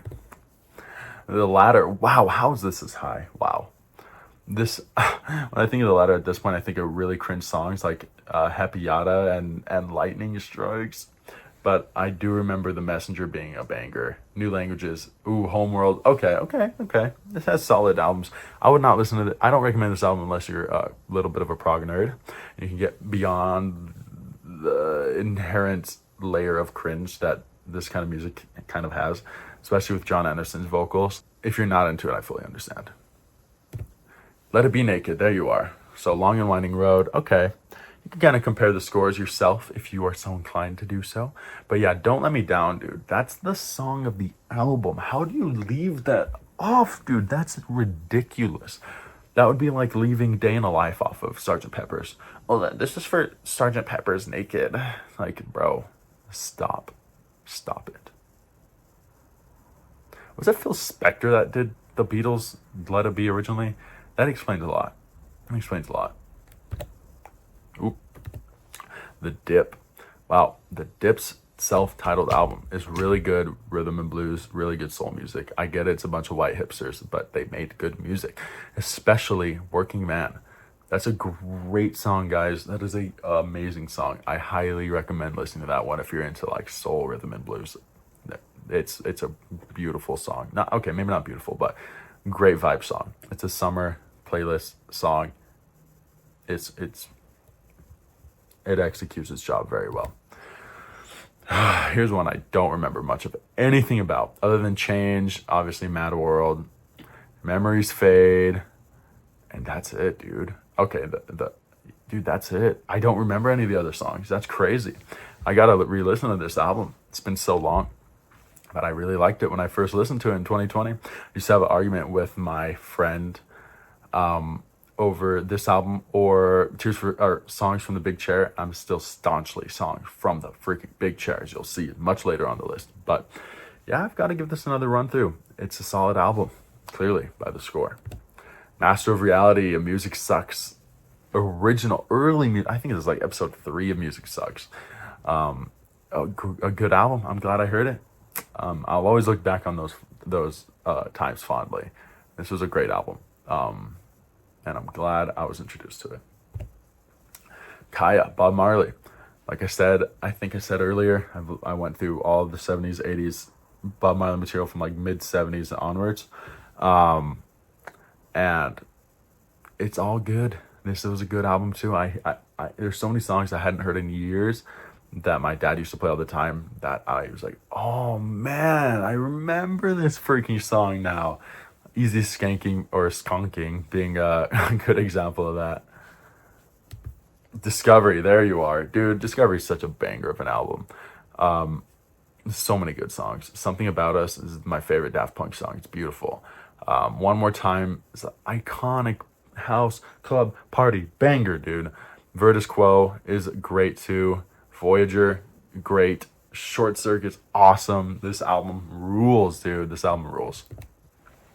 In the Wake of Poseidon, King Crimson. Now this is a deep cut. This is the second King Crimson album, but it also has a lot of really good songs. In the Wake of Poseidon and Cadence and Cascade are some of my favorite songs I've ever heard in my life. In the Wake of Poseidon is very much similar to Epitaph, but a bit of a different flavor to it. So if you love Epitaph or that early 60s Pink Floyd or King Crimson sound, 100% give this a listen. 100,000,000%. You will not be disappointed at all. All right, I always kind of thought to myself that I preferred Big Generator to 90125, and now it's confirmed. Yeah, it's a little bit more solid. Almost Like Love is so annoying though, but otherwise it's a solid album. Finalize, I'm Running. Oh, I still remember that bass.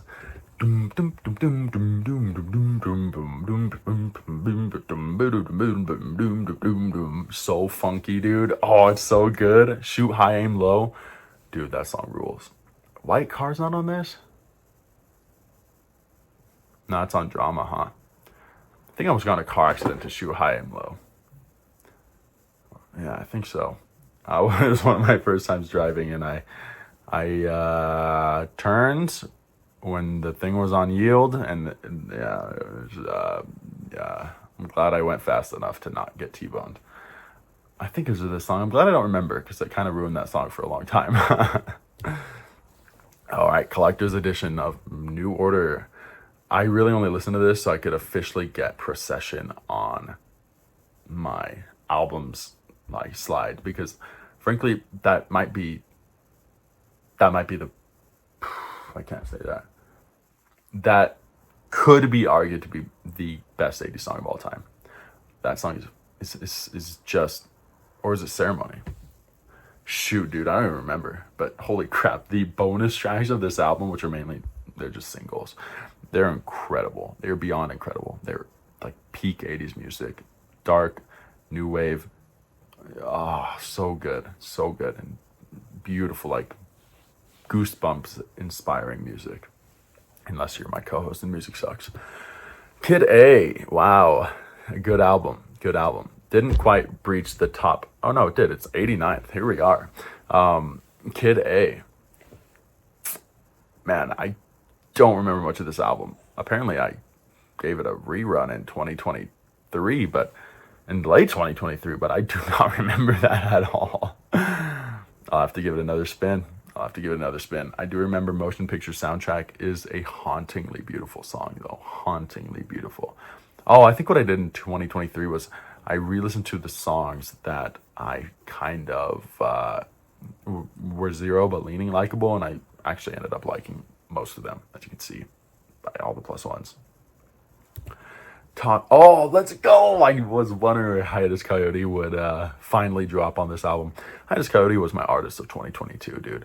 This blend of soul, funk, electronic, indie rock, boom, boom, boom. I could keep listing genres, dude. It is such a crazy fusion. Oh, and like Y2K pop aesthetics with the very Whitney Houston, Celine Dion-esque singing of the lead singer of the band, whose name I forgot. Wow, I am on one today with forgetting people's names. Napalm, yeah, good one. But she does this very wiggly pop diva vocals type of thing, which can be a bit annoying for some people. I understand that. And in a pop setting, I do find it usually pretty annoying. But when she's doing that on top of these super rich and unique, dense instrumentation, it just adds more density to it and just sounds awesome. When you're doing it mixed high and loud above these kind of cheap, generic pop instrumentation, it is annoying because all your attention is just on that annoying vocals. But when you mix it into this stirring pot of crazy awesome sounds, it sounds freaking awesome. Clearly based on what I said a second ago. And yeah, this is their worst album. Their first album is their worst album, and it's still 110. It's a good, dude. When I listened to their newest two albums, I didn't find a single song that was just a zero. Not a single one. It took 3 albums to find 3 songs that are just zeros. Nothing dislikable. This band has not made a single dislikable song on an album. It's very impressive.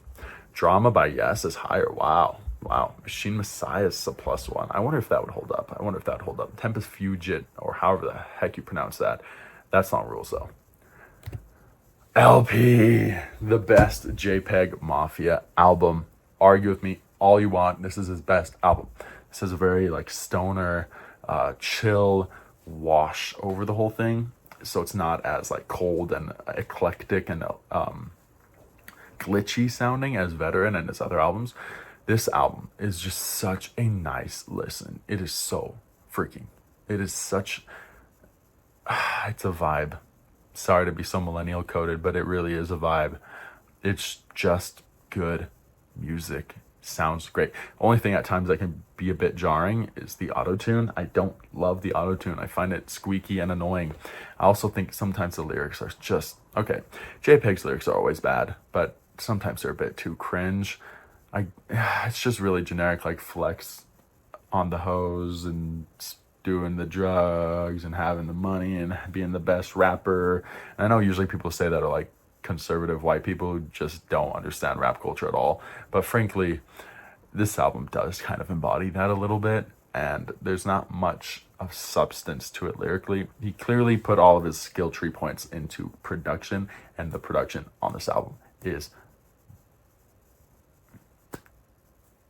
goes without it.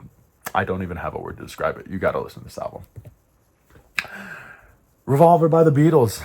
I know, guys. I know it's not even in my top 50. It's 85th. Dang, that sounds low. But there's a lot of good music out there, and this is a great album.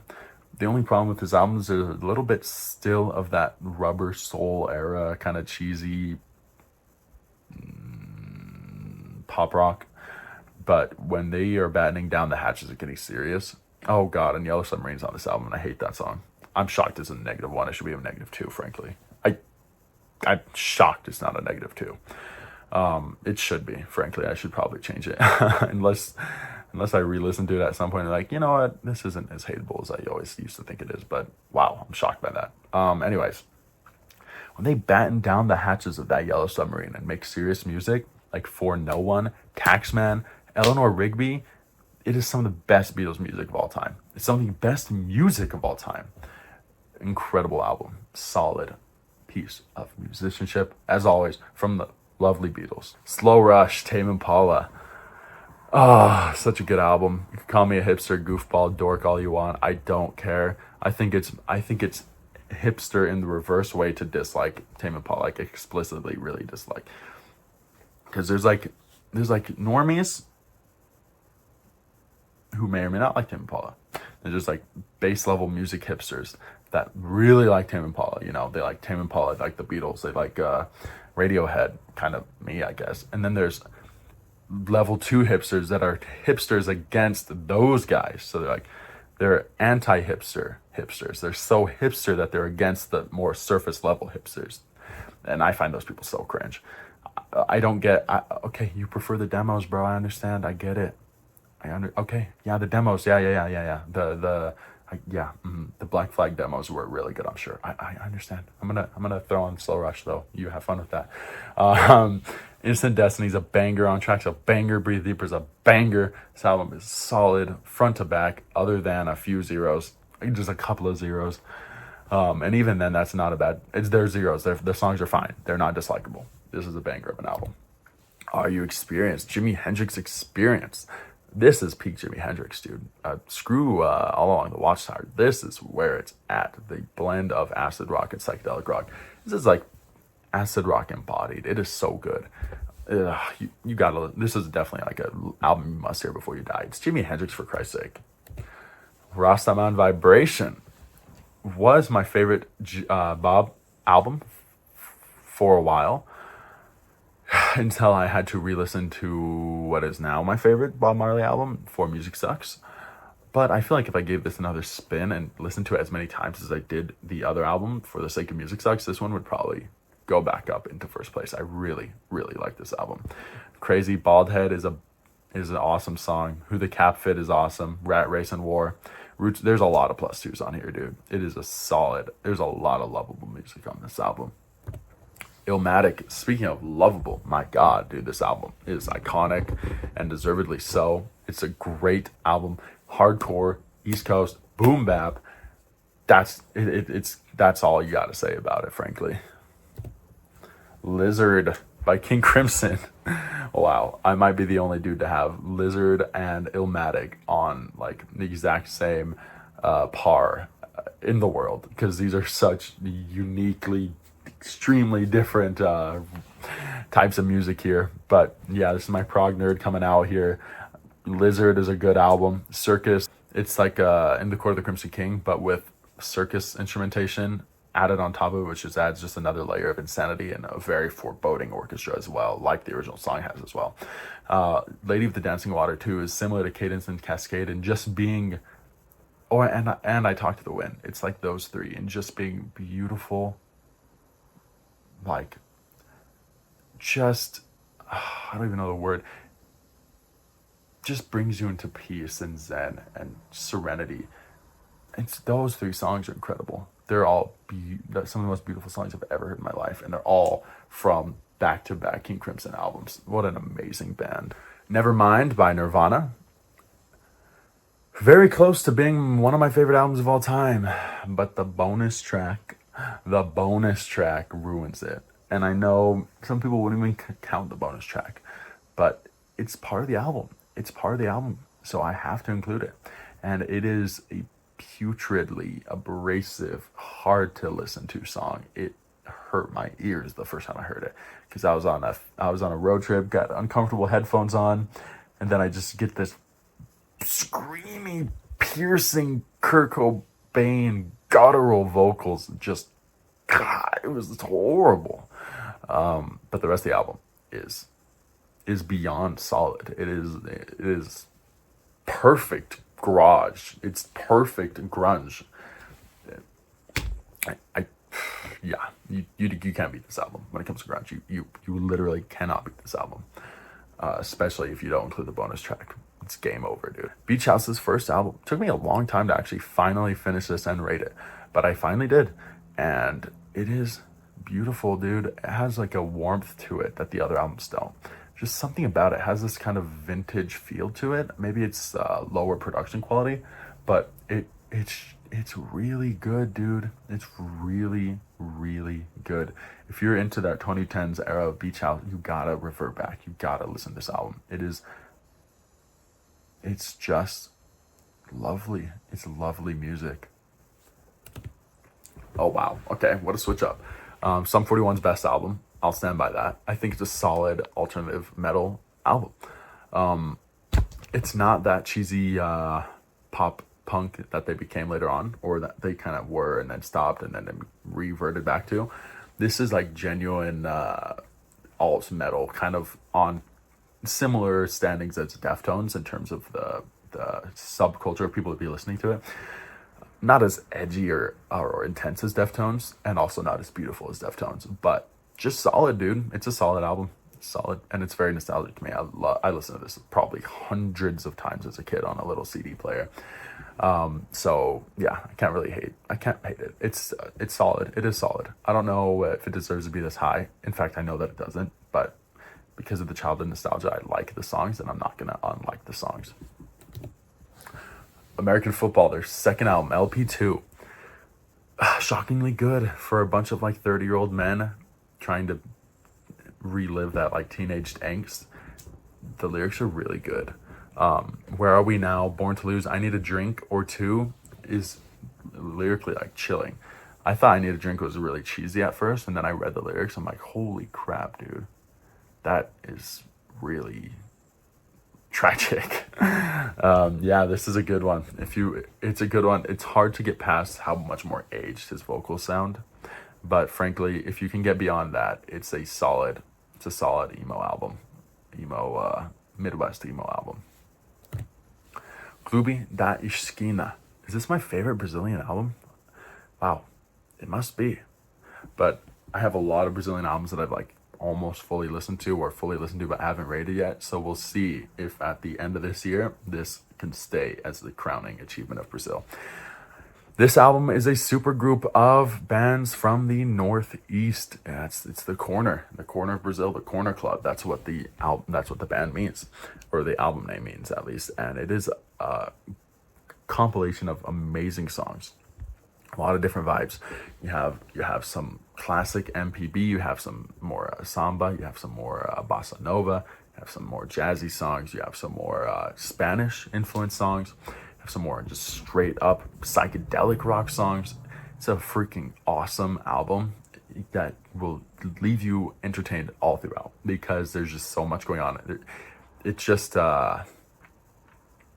it does not drag on. It does not drag on at all. It's a freaking awesome album despite its length. It is great, front to back, back to front, left to right, corner to other corner. Zeppelin 4, best Led Zeppelin album, period, dude. Stairway to Heaven is their best song. I don't care, dude. I don't care. It is their best song. There's a reason normies love it. It's because it's good. It's good. Like, I know it's overplayed, but frankly, it is genuinely one of the greatest classic rock songs of all time. Lyrically, instrumentally, the structure of the song and how it slowly builds up, it is classic rock. It is dad rock perfection, dude. That song really holds down the fort for this album. But Going to California is beautiful too. Black Dog and Rock and Roll are hard hitting, hard rock 70s songs. The only songs I don't like, Battle of Evermore, is a bit too much. It's a bit too fantastical for me. And Misty Mountain Hop, I don't remember that song at all, frankly. But even Battle of Evermore, I bet if I re-listen to that, I'd probably give it a +1. This is a really, really good, definitely a must-listen to album. Beholden Sea, wow. 2020 was my 60s year, as I've said before. This album was actually, I think, the first album I rated. If not this, then it is Peppermint Alarm Clock, I think is what the band is called. I think it's either this or an album by Peppermint Alarm Clock or something like that. But I do think it was this. June of 2020. Wow, that's when it all began. Yeah, great album. Jazz Thing. Mind Flowers is the greatest psychedelic rock song of all time. I forgot. I can't believe I just read the track list and then skimmed past Mind Flowers. That is generally the greatest psychedelic rock song of all time. It gets zero praise. It is amazing. It's psychedelic rock embodied. It is just everything you want, everything you need in a psychedelic rock song. Nobody's watching this video at this point, but listen to this song. You must, if you have even an ounce, a drop of hippie in you, an atom of environmentalism, of tree hugging, of peace and love in you at all, you gotta listen to that song, track 4, and you are going to like it. Or else. All right, Fear, Love, and the Time Machine, Riverside. Some modern prog, really good stuff. Hashtag Addicted is such a cringe song name, but the song's actually good. But mainly, you want to listen to Lost and Found. Those are the 2 best songs in the album. Maybe it's Time Travelers. I don't know. Definitely listen to Lost, so I do distinctly still remember to this day that is the best song in the album. It's more slow, by the way. More beautiful than it is like hard-hitting prog rock, like maybe Tool or something, which is more prog metal, I guess. Anyways, Exodus. There you go. Supposedly my favorite Bob Marley album. I don't know if I really believe that, but the slides don't lie. My problem with his album is the first half is very conscious and political and meaningful and powerful, but the second half is a little more superficial, a little more lovey-dovey. And while, yeah, those are valid emotions as well, I just don't cling to them or desire them as much in my music because it's so overdone. Bob Marley's known for his politically conscious and powerful lyrics about important topics. So when he's just talking about waiting for his, or I don't know, when he's talking about having sex in track 8, it doesn't hit as hard, you know. But I mean, hey, it's a likable album nonetheless. And it's got Don't Worry About a Thing, which is the only Bob Marley song literally everyone on the planet knows, and I don't like it. So maybe there's a little bit of anti-hipster coming in, or maybe that's just surface level hipster, I don't know. But nonetheless, yeah, I did this one for Music Sucks if you want my more in-depth thoughts on it. Relayer by Yes. Wow, what an album. Wow, 1, 1, and 2, dude. 1, 1, and 2. There's definitely a time period in which it would have been 2, 1, 2, and this would have been, by that metric, one of my most beloved albums of all time. But Gates of Delirium is just likable now. I wonder if that would hold up today. Because I was a huge prog nerd in like 2016, 17, 18. By 2020, I was kind of falling off of it. But maybe if I re-listened to it, it's been a long time since I've heard this album. So maybe it would grow back on me. And a beautiful album cover, by the way. To Be Over is a beautiful song. Very slow and touching. Beautiful. Genesis, self-titled. My God, Illegal Alien was shockingly obnoxious and bad. But the rest of the album is so solid. Phil Collins popped off in this album. I know prog nerds are not supposed to like this era of Genesis. I don't care. Phil Collins is a legend. And before my prog snob era, like 2014, 15, and early 2016 too, probably not even early, deep into 2016, I was also a huge 80s pop, new wave synth pop guy. And this album hits that spot so well. Mama is such a freaking good song. Silver Rainbow is so unique. Wow, that's all a banger, dude. This album is solid. It's gonna get better. Ooh, I think that's the one that starts off with this really awesome synth intro, and then a funky synth funk riff to start it off as well.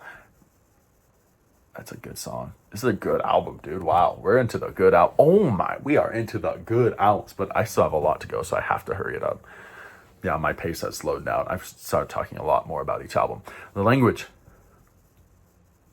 I don't even know how to summarize this. It's so good. Contortionist started off as a deathcore band, which I hate deathcore, but then they got a new lead singer who had more soft, beautiful vocal inflections, think more akin to Deftones, and he went over these crazy prog metal, chuggy, genty prog metal riffs to sing his beautiful little heart out. And it is such an awesome contrast. It is such an incredible album. Language One is some of the best prog I've ever heard. I can't believe I just said that, but I'm gonna go with it. It is so good. There was a while there where I would have said Contortionist is my favorite metal band of all time. There it is, Strawberry Alarm Clock. I did remember the name of the band. Yeah, 519. This was actually the first album I ever rated, and I haven't re-rated it since then. That's should probably do that. Just because it's the OG. But yeah, I remember Nightmare Percussion to this day. That song rules. Sit with the Guru is so cheesy, but it's good. Curse of the Witches. Yeah, this is very, very hippie dippy, as you can tell by that album cover. So if you're not into that style, you're going to despise this album. But this album came right when I was at the peak of my 60s music phase, when I used to self-identify as a hippie. I don't really anymore, although I still very much appreciate those values and the counterculture revolution of the 60s. This album embodies that entirely, almost to a bit of a cheesy degree. Thriller, oh my gosh. This is pop perfection. I don't think there's a better pop album than this. I don't care Charlie XCX. I don't care. Brad is not better than this. I don't care what Fantano has to say.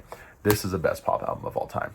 Unless you consider Sade pop. It's called Sophistopop. It's not really poppy. It's too much going on. But yeah, for pop, for like pop as in pop, this is as perfect as pop gets. Basically all of Michael Jackson's biggest songs, and all of the fillers are good as well, except the really cringy Paul McCartney Michael Jackson crossover where they fight over a girl. So goofy. Since I Left You, I'm so glad I found this album. It is so good. It is so unique. It is so special. 100% made out of samples. Every song leads seamlessly into the next. It's just one cohesive experience. There's so much going on. It's such a dense soundscape. It feels like you're in a movie. Just listen to this with your eyes closed and let your imagination take hold. It is incredible. Four Calendar Cafe, Dream Pop, perfection. This is 90s Dream Pop at its finest. Okay, there's a lot of plus ones on here, but keep in mind, this is my first listen. If I listened to this a lot and really got accustomed and grew, and all these songs grew on me, this could easily be a high 100s. No, I can't say it'd be in the 200s. That would make it like top 10 of all time. But frankly, maybe it could be. It is beautiful. It is chillingly beautiful. Her vocals are incredible. There it is, Sade, Promise.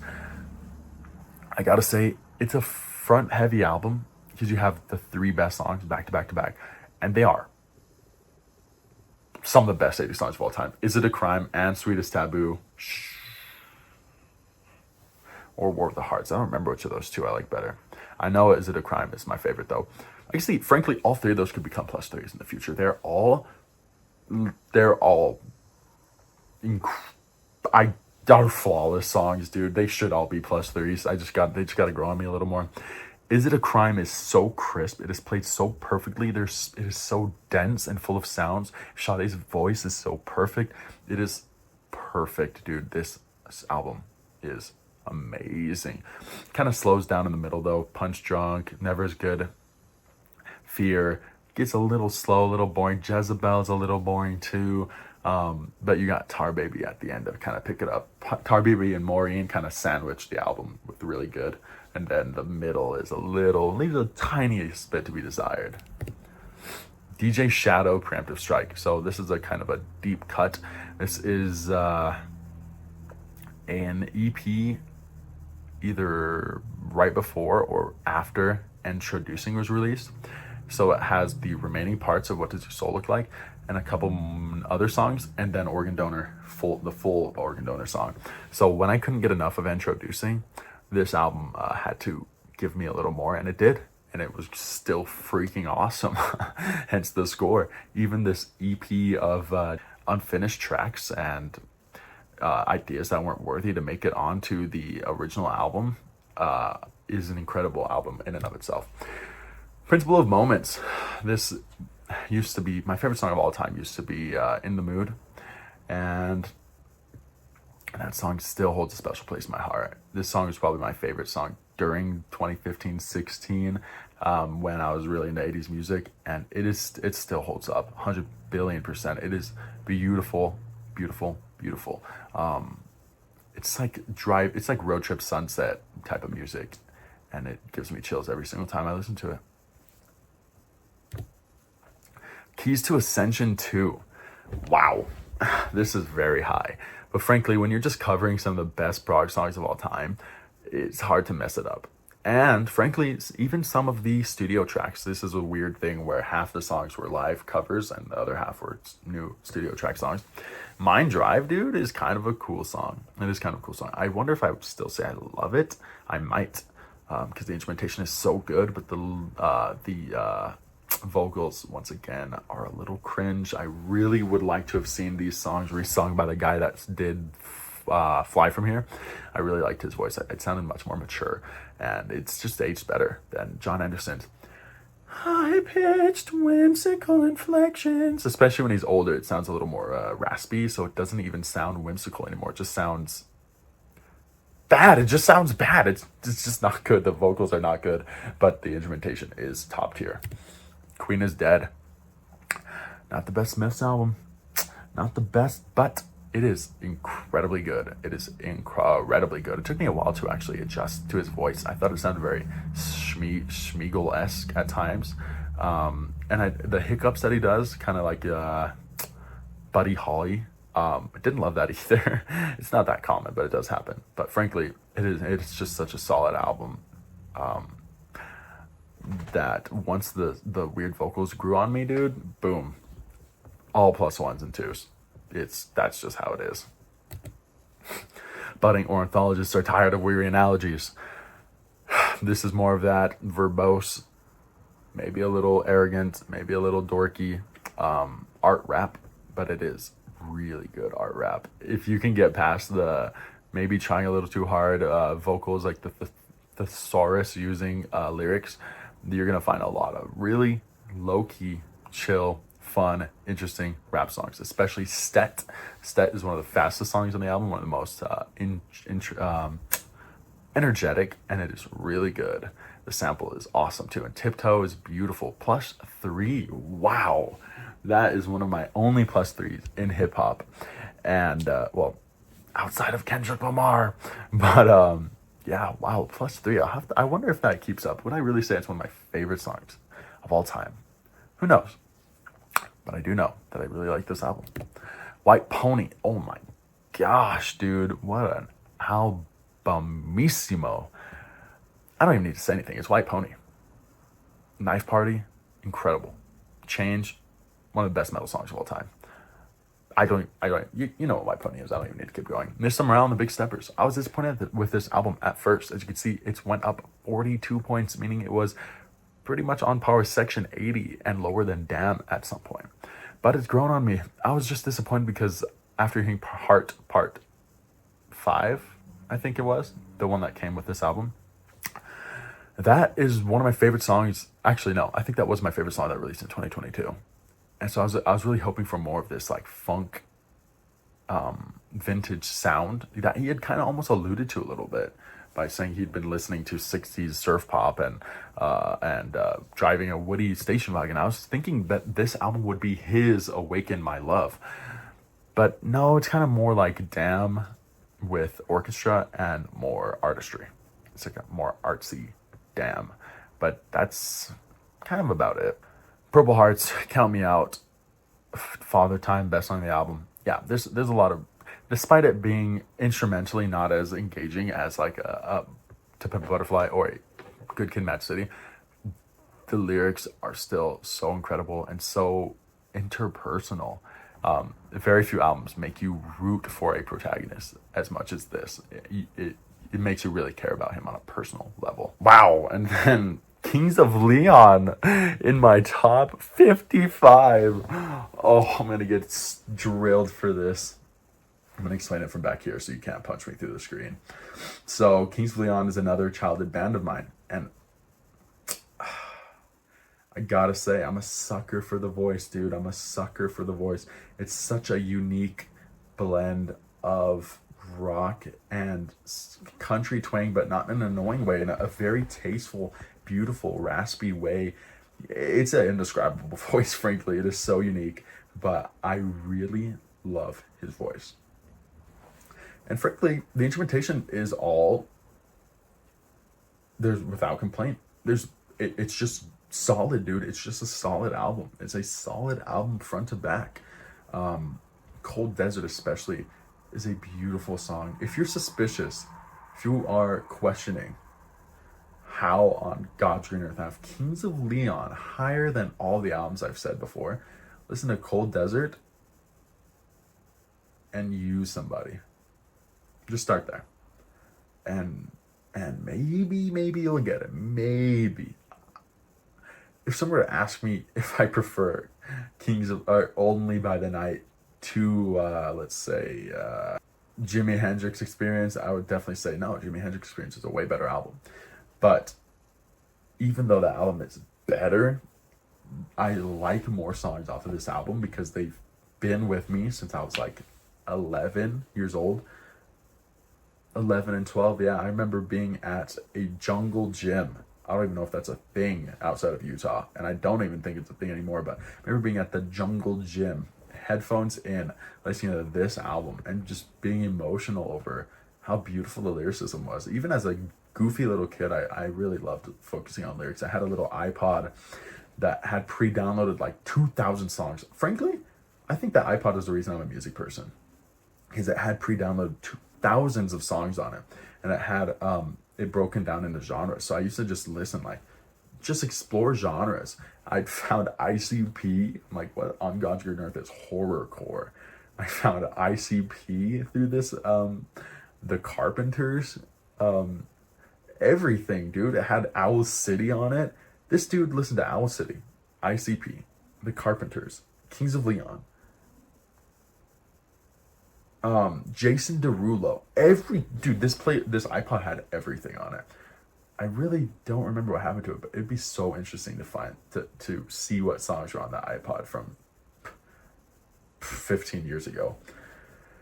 Because that iPod shaped me, dude, and this album was part of it. So take that. Oh, Anything in Return, one of the best albums I heard in 2023. Right at the end of 2023, and it was one of the best.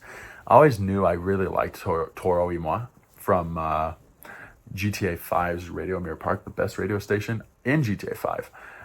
So many details. It's such a good, freaking sexy song, dude. And I knew if that song was that good, the rest of the album had to be good too. And I listened to it on the flight from I don't remember, was it Florida maybe, to Germany, to then take another flight from Germany to France. And at first I was tired, dude. I'd listened to like 10 albums back to back, all new albums. I was kind of musically drained. So yeah, I remember liking the first half of the album, then it really tapered off. I think the album didn't taper off. I think my enjoyment of music tapered off. But after re-listening to it, after regaining my desire to listen to music again, I'm like, you know what? This actually is just a solid album. Cake is annoying, I understand, but it's got a charm to it, dude. It's got a little charm to it it's a bit infectious. Yeah, I like the song Cake. I'm sorry. All right, Choose Your Weapon, Hiatus Coyotes' second album.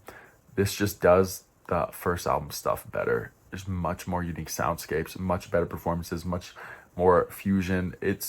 I can't describe it. I frankly cannot describe it. Listen to Borderline with My Atoms and Breathing Underwater. That'll give you a perfect description of this band. Yeah, that's all I have to say. 7, Beach House's newest album when I was first... Okay, how do I word this? This was their first album. This was their newest album when I was getting into Beach House. So this was, in my memory as a Beach House fan, their new album. Even though now I don't even think is it their second newest album or third? I don't even remember. But to me, this is their new album. You know what I mean?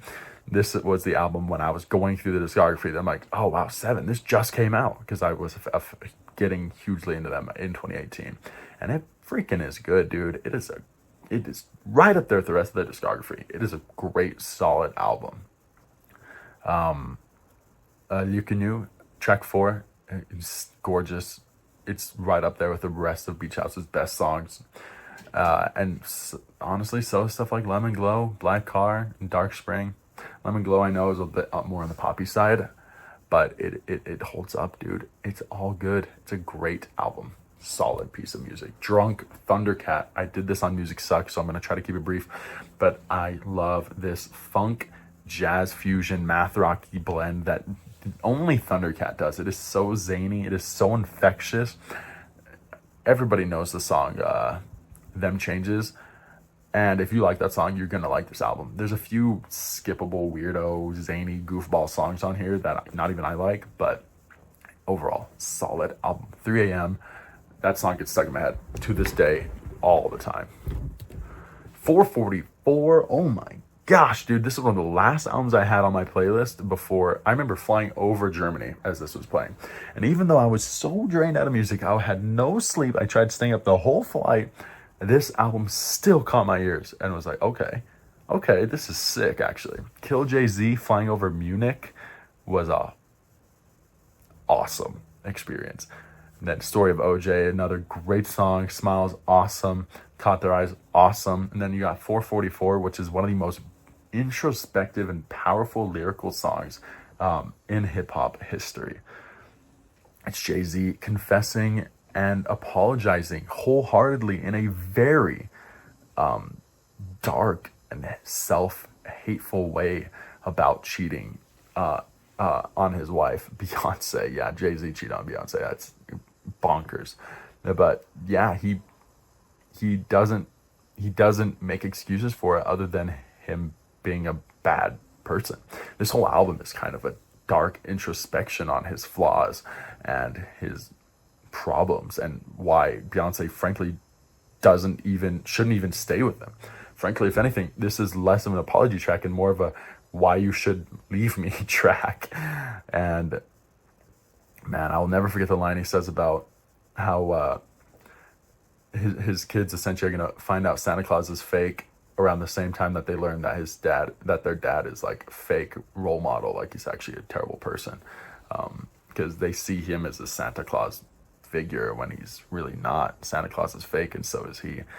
And wow, that line stung, dude. You gotta watch the Music Sucks review on this. We both loved the album. It's a great album.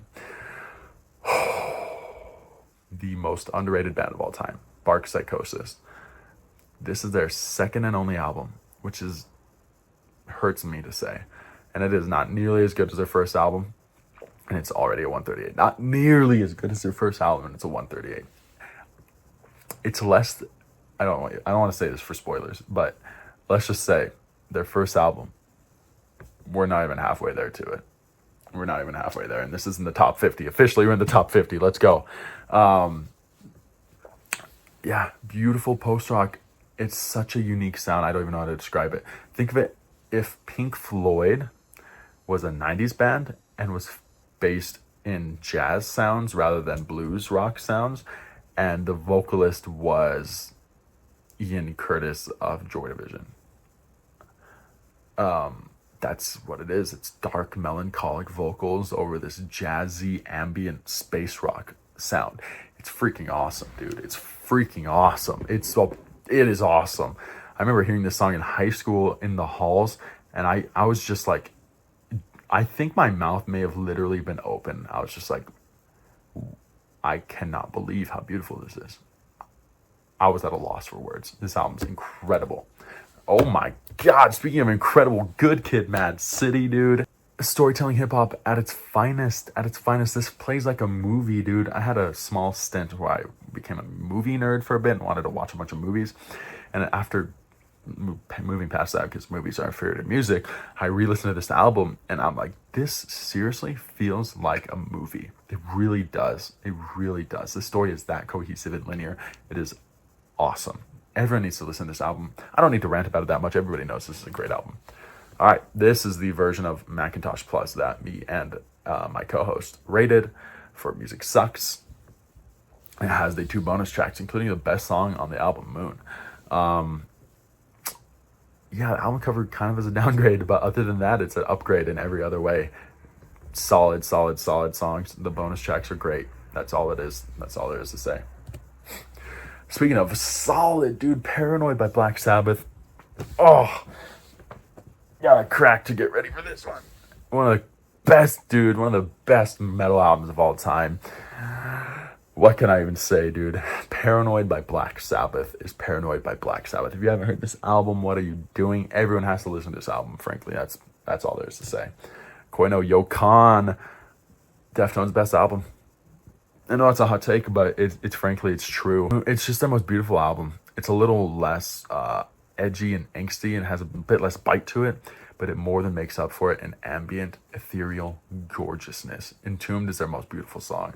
You also have songs like Goon Squad, which do have a bit more of a bite, but it's just generally more beautiful and chilling of an album. It's their best album.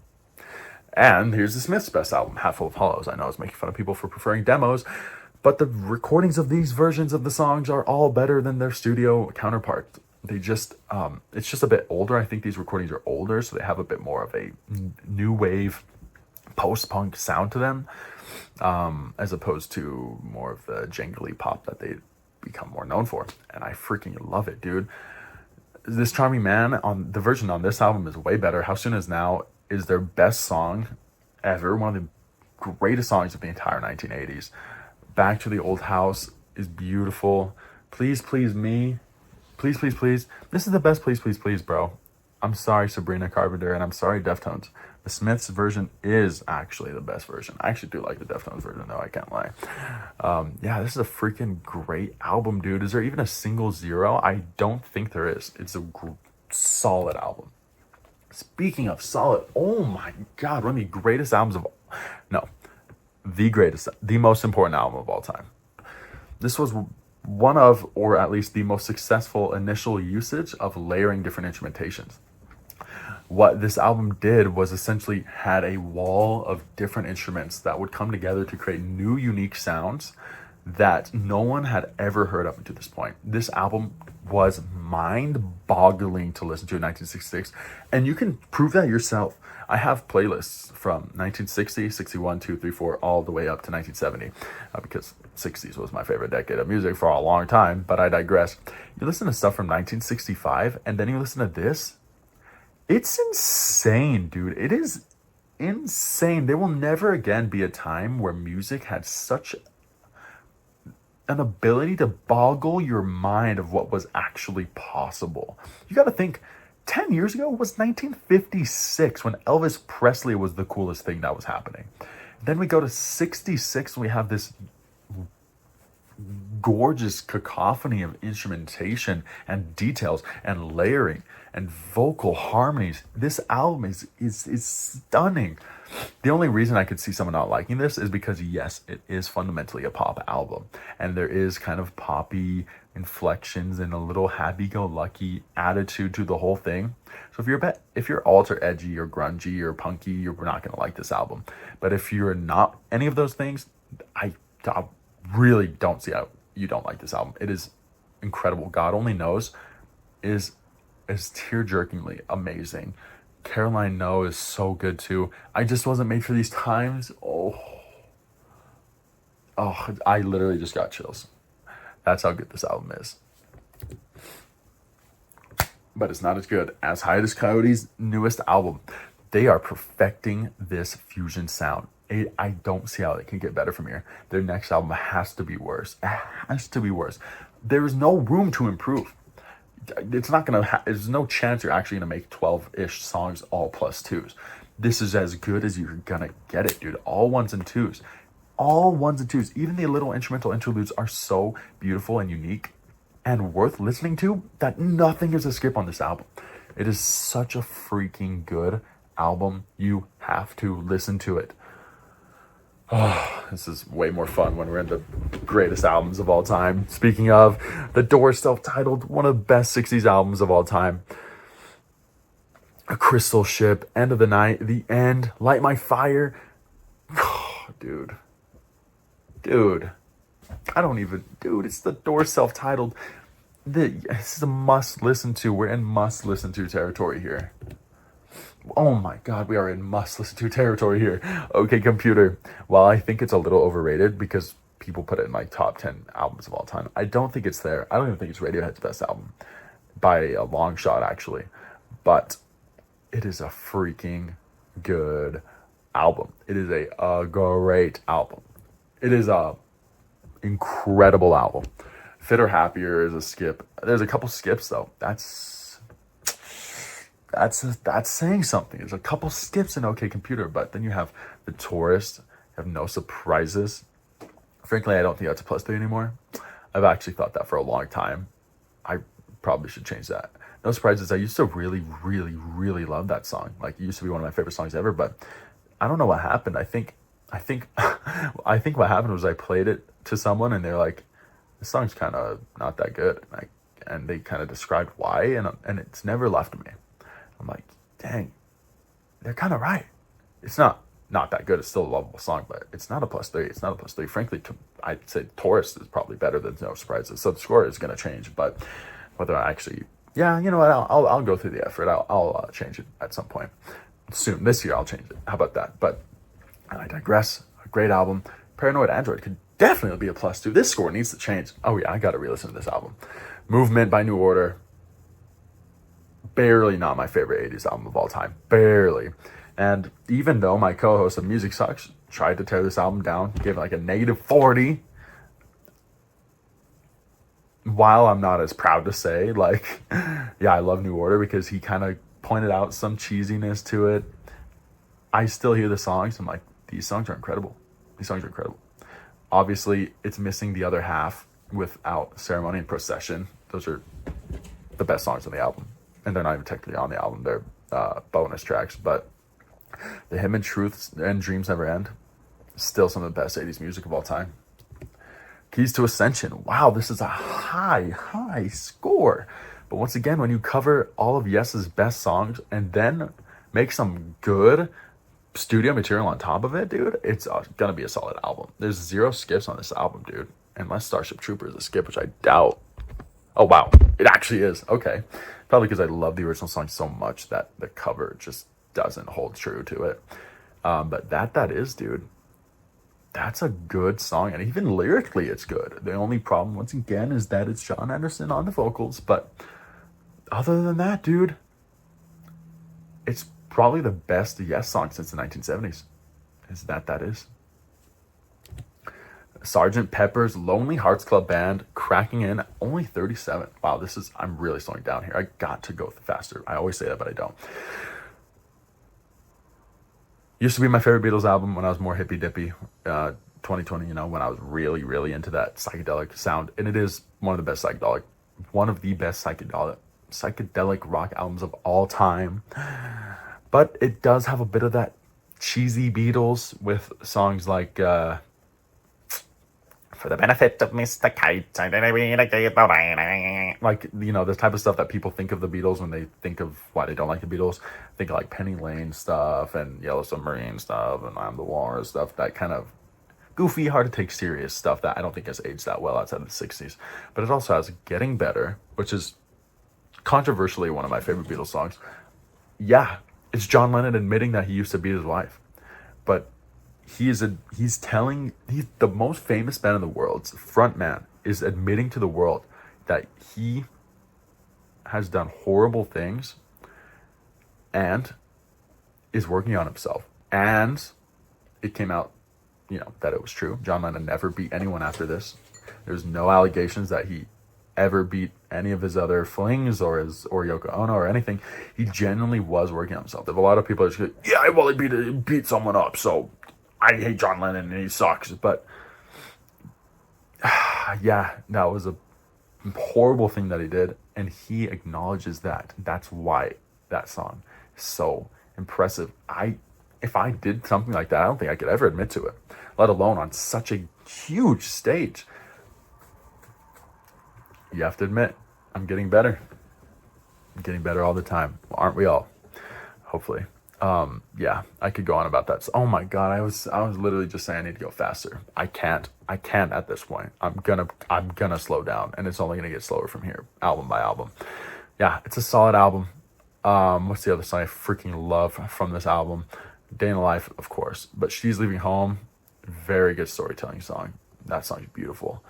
Yeah, what a freaking album, dude. What a freaking album. Yes, it's self-titled. Wow. This was my highest rated 60s album for a while. It might still. No, it's not. But yeah, dude, this album's really good. It's cute. It's pre-prog rock. It's kind of more, I don't know. It's just a little bit before full-fledged prog rock. It's just kind of more 60s British pop, or not pop, 60s British rock with a little bit longer songs, a little bit more creative song structure, just sniffs and whiffs of that prog sound. And yeah, it's a cute album. It's a great album. It's a solid album. Survival is a great song. Freaking amazing song. Sweetness is an adorable song. Looking Around, such a catchy and infectious song. It's so fun, dude. I didn't even love this song that much when I was into my main Yes era, but over the years, this song has grown on me while most of Yes has actually fallen off. Looking Around is a freaking awesome song. Boston. Yeah, Boston is this high. Yes, Boston is this high. Yeah, it's classic rock. It's just generic dad rock from the 70s, but this is the best classic rock album. When I say classic rock, I mean like that generic classic rock radio, adult-oriented rock that your dad listened to, or maybe at this point, y'all's grandparents, because I'm getting old. Oh my God, but I digress. This is as good as that sound gets. So yeah, the best of a mediocre genre, it's going to be high. It's not even a mediocre genre. Classic rock is good. It's just a bit overplayed, overdone. But this is as good as that gets. A solid, amazing, incredible album. Animals. Wow. Another incredible album. We're in the upper 150s, dude. That's crazy. Dogs and Sheep, some of the best Pink Floyd, some of the best prog ever made. But the other stuff, while a lot shorter, it's just not as impressive. So if you just want to listen to Dogs and Sheep, I don't blame you. Great songs, though. Amazing songs. Oh, the best 50s song, best 50s album of all time. Chet Baker Sings. Impossible not to love. Impossible not to love. Impossible. His vocal delivery is so smooth and so charming and so suave. The jazz instrumentation is so...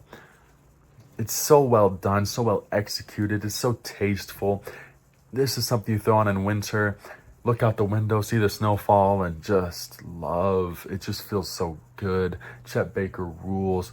That track one, That Old Feeling, was actually the song I sang to propose to my wife.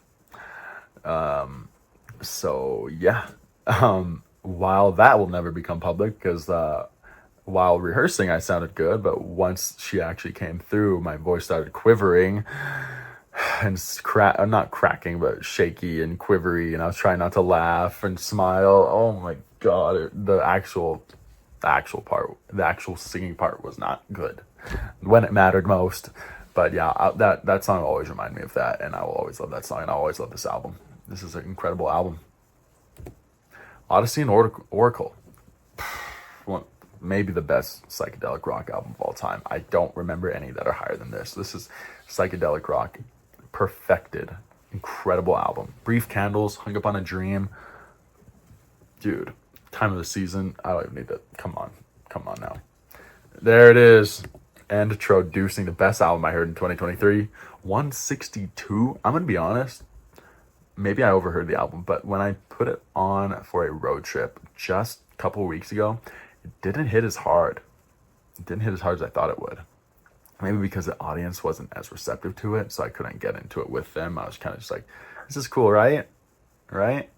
And then I put on one of my top 10 albums, which is in the same vein in terms of like dark ambience, and that album hit. Every song hit. So I grew to love that album even more, and this one maybe a tiny bit less, but it's still a freaking amazing album. What it is it's sampled hip hop. It's a hip hop instrumentals made it with sampling to create this very dark, gritty ambience that's just so cool. It sounds so freaking awesome.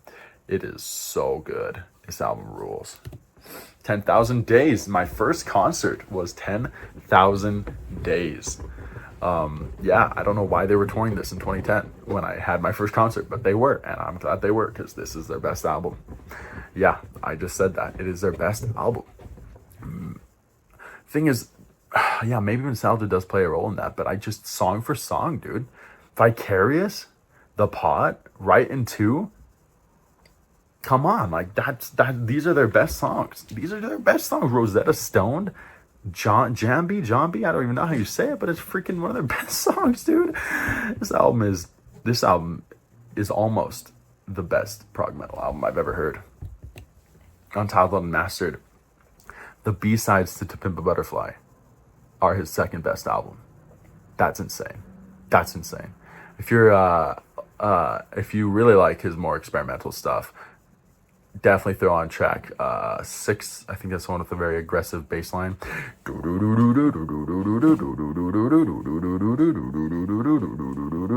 Yeah, that one is freaking sick. But if you're a little more into pop rap or some more catchy stuff, track 2, dude, track 2 is so good. It is so good. Everyone is gonna like track 2. That song's a banger with a deep, punchy, throaty bass, dude. It is good, bro. All right. Speaking of good, Rage Against the Machine's second album. Yeah, I was both listening to hippy dippy music and Rage Against the Machine. That basically summarizes 2020's listening experience for me. And yeah, dude, every song is good. The lyrics are impressive. They're incredible. They're dynamic. They're poignant.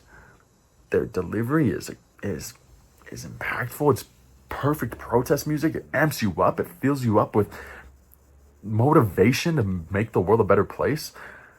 Ah, man, I miss having that spirit. 2020 was a very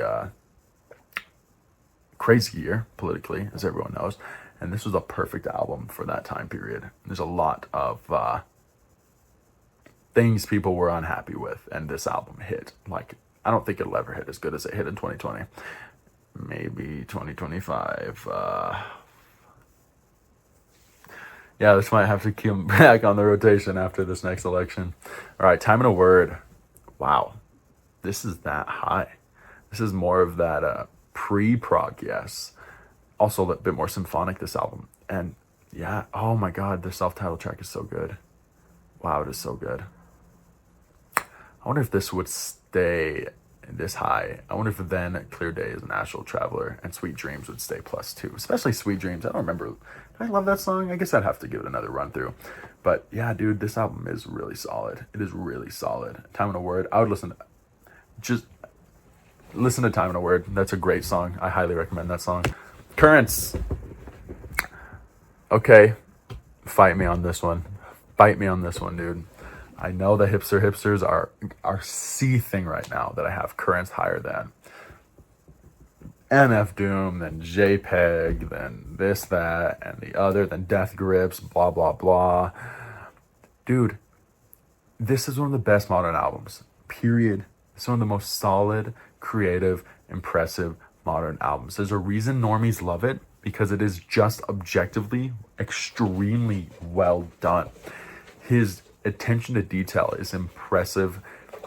No one makes music like this. And if you want my more in-depth thoughts, we did do a Music Sucks episode on this. The only song that really blows chunks on this album is Disciples, which is just so much more annoying than the rest of the album, and I don't know why. But other than that, there are so many lovable songs on this album. It's ridiculous, dude. It is ridiculous. This album will age. This album will age as one of the best albums of the 2010s. Easily. And honestly, the album cover helps. Because when you have such a iconic looking album cover that is so easy to recognize, it helps your album. I think like Dark Side of the Moon, and Abbey Road. Once the album's covers are simple enough to be unforgettable and symbolic and easy to reduce, this is a bunch of wiggly lines with a ball.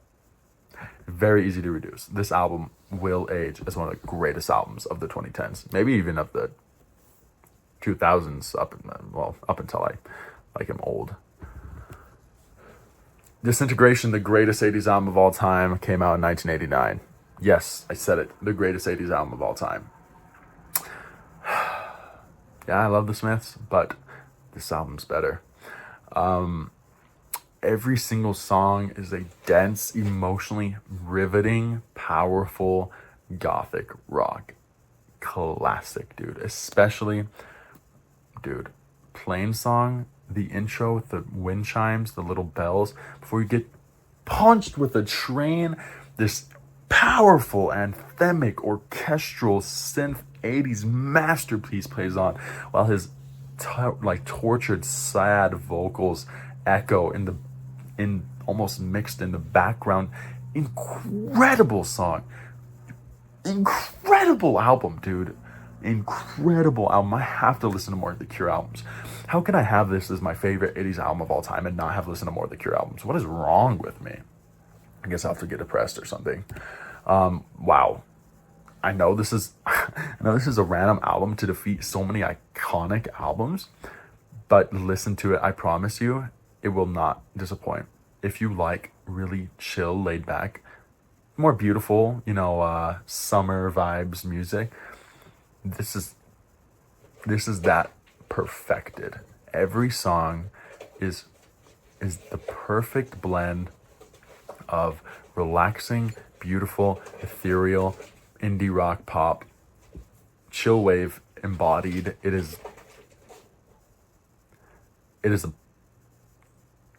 It's the best chill wave album. It's perfect, dude. It's almost perfect. It's almost +2s across the board. That's insane. I almost love every single song on this album. That's ridiculous.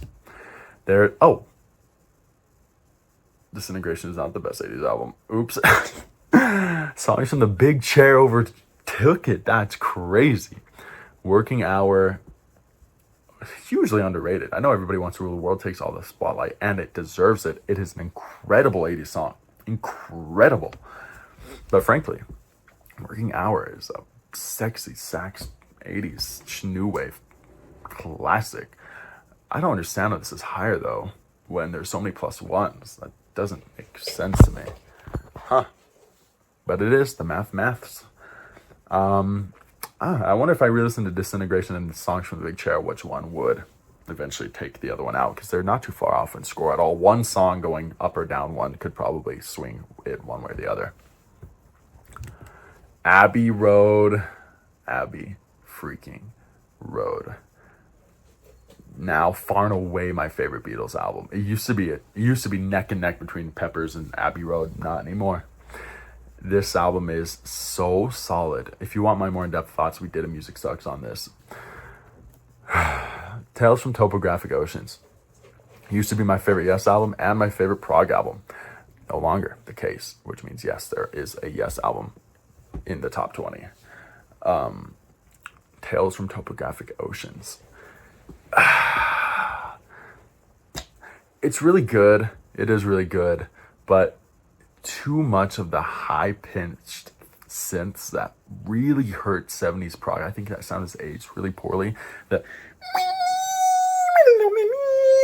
I can't even go as high pitched as it goes. It is so mosquito-y and annoying and cringe-worthy, frankly. The fact that they thought that sound, it was from the Mini Moog. The fact that anyone thought the Mini Moog sounded good is ridiculous to me. But at the end of the day, you have Nous sommes du soleil, you have the remembering and the revealing signs of God. Wow. Incredible. I remember I used to much prefer the deluxe version of the album, which had different versions of each song, just very mod, like different takes essentially. And something about track 4's demo version I actually much preferred. I think it was that the chorus was just like a softly spoken John Anderson, who actually sounded good in the 70s, instead of a more anthemic chorus. I found the demo chorus more touching and emotional. But these days I actually don't prefer the demo, so there's no reason to even have the deluxe version here at all, which is kind of crazy to say, because that album used to be the album of like 2016-17 for me. Metal by Pink Floyd, so underrated. This is one of Pink Floyd's best albums, dude. You have Echoes, they're one of their best long songs, like 15 minutes and up. One of the best. If not for the Seagull portion of screechy guitars that is obnoxious, this would probably be a +3 song, which would put this as one of my favorite albums of all time. Yeah, I would put it well into the 200s, but I can't just pretend parts of songs don't exist. Bloom is high, dude. Bloom is high. This is dream pop almost perfected. Hint. Yeah. It's heavenly music. It's heavenly music. I think these descriptions are gonna get shorter actually as we get closer to my favorite album of all time, because I'm running out of words to describe how good these albums are. Animals is really high. Wow, I wonder if that would hold up these days. But yeah, this is the best, or actually it's not. Math rock used to be one of my favorite genres, or maybe even like a top 3 favorite genre for me. And this is freaking solid front to back math rock. Every single song is good. But that genre I wouldn't say is one of my top 5 favorites anymore. So maybe this album would decrease. Maybe some of the lovables would become likable. But it is still a really good album nonetheless. And the Yes album with Starship Trooper, my favorite Yes song of all time. Incredible song. If not for the high-pitched synths, this would probably be maybe even my favorite song of all time. But the high-pitched synths, Alan Wakeman ruins Yes for me, bro. I know that's a hot take, but my God, it's annoying. It is what it is, though. Great album. Going for the one higher than Tales and the Yes album. It's because I actually grew to really like the title track. I used to not like it, but it's grown on me. It's a little more hard rock, maybe their hardest song up until the 90s, and I really like it. And Awaken is what a song. Awaken is, dude.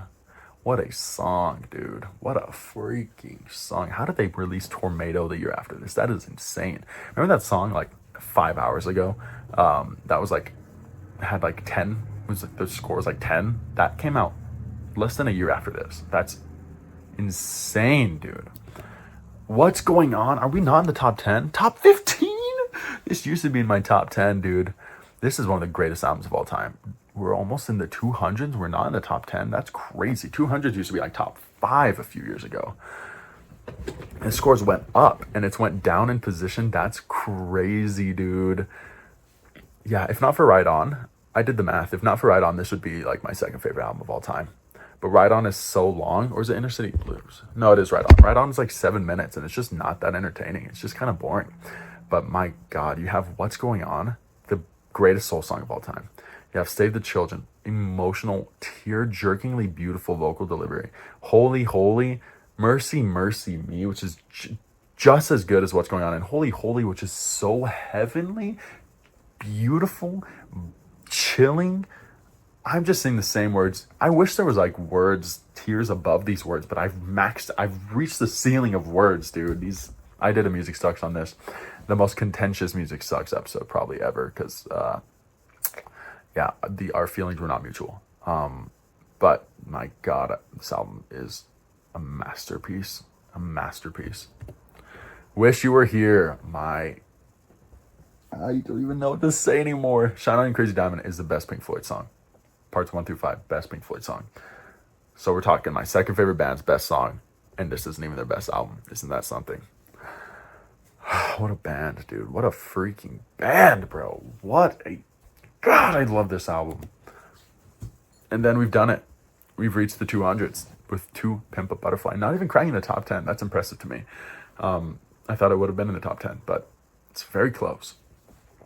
Yeah, dude, this was the first rap album that I, first, other than Milo, which I knew because of a friend, this was like the first rap album that I'm like, okay, let's listen to some modern rap. Let's try it out. Let's see what all the kids my age are talking about when they talk about Kanye and Kendrick and Drake and yada, yada, yada. And at first, you can see it's went up 127 points, which means this was like in the 60s, which meant, yeah, I respected it, but it's just, think of it like where Death Grips is now, or where the Veteran is now by JPEG. I respect it, but it was not something that I really wanted to listen to. But as I've peeled back all of the thousands of layers this album has, I've just grown to realize this is the greatest hip-hop album of all time. It is the greatest hip-hop album of all time. And that's that. Close to the Edge Deluxe Edition. I added the Deluxe Edition because Close to the Edge only has 3 songs, and I think that's kind of unfair. It's very easy to make 3 incredible, incredible, incredible songs. So I thought that the score was kind of unfair, and at the time, I didn't want to accept the truth about what I felt about Close to the Edge, but I've now come to embrace it, and you'll see what I mean in about, I won't say anything. You'll see what I mean. Clairvoyant, the best metal album I've ever heard in my life. It takes the contortionists more, takes, they converted from deathcore to prog metal, to more beautiful prog metal. And the transition was happening in language. And it was a great middle ground, a great transition. But in this album, they went fully into that beautiful sound that the new lead singer brought, and made some of the most beautiful the most beautiful metal music I've ever heard in my life. This album is incredible. Incredible, front to back, incredible album. And I'm glad it is not in my top 10 anymore. Holy crap, that's crazy. Rage Against the Machine is barely 10. This used to be 5th.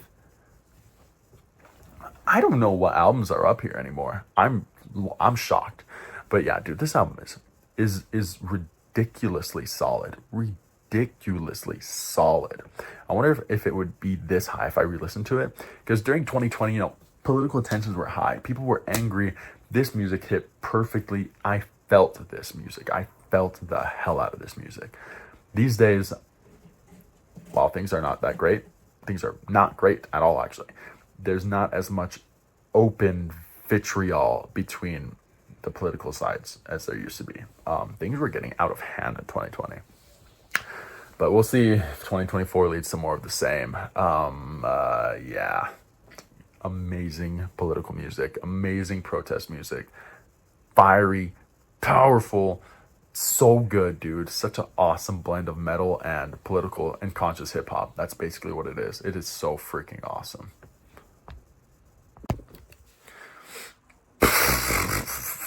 Top 10 starts with American Football. That's insane. Wow. I have not re-rated the album since it was one of the first albums I rated. Because in 2020, I wanted to go through all the albums that I had already listened to. So after, rating some new albums, those hippy-dippy albums from earlier, I went retrospective back to all the albums I had ever rated. So 2020 has every album I had ever listened to up until 2020, basically, plus some new hippy-dippy stuff that I was dipping my toes into. And yeah, dude, I freaking loved this album. I think I first heard it in maybe 2018-19, and it just blew me away. The melancholic blend of emo, Midwest emo and math rock. It's just incredible, dude. I don't like emo music. I hate emo music when it comes to like that pop punk emo sound, but this stuff just feels so much more real and raw. It just is good, dude. It's really good. It's really, really good music. It's very impressively good music. Fragile by Yes, dude. Let's go right now. I used to actually be kind of mad that this spiked up so high. And maybe, frankly, maybe it wouldn't be this high if I re-rated it. It actually went down 25 points because it used to be, I think, like my third favorite album of all time. Like there's no way that's true. So I re-listened to it, and yeah, some scores went down. But nonetheless, dude, it is super solid, awesome prog rock. Regardless, dude, Heart of the Sunrise, arguably their best song. Arguably their best song. If not for the other album that we're going to get to in a second. EPs, okay, this one's kind of cheating. And this score definitely has a lot of room to change. This was my favorite music in like 2017, 2016 even. Wow.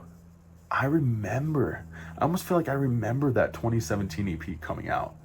So basically what I did, I wanted to include the Japanese House into my slides because frankly, she was my favorite synth pop artist for a long time. So absolutely deserve it. But at this time, she hadn't made an album. And then when she finally did make an album, I did not care for it at all. And I haven't even fully rated it because I don't really want to. So the EPs were so good. And they were so distinct. You know, they worked together a lot.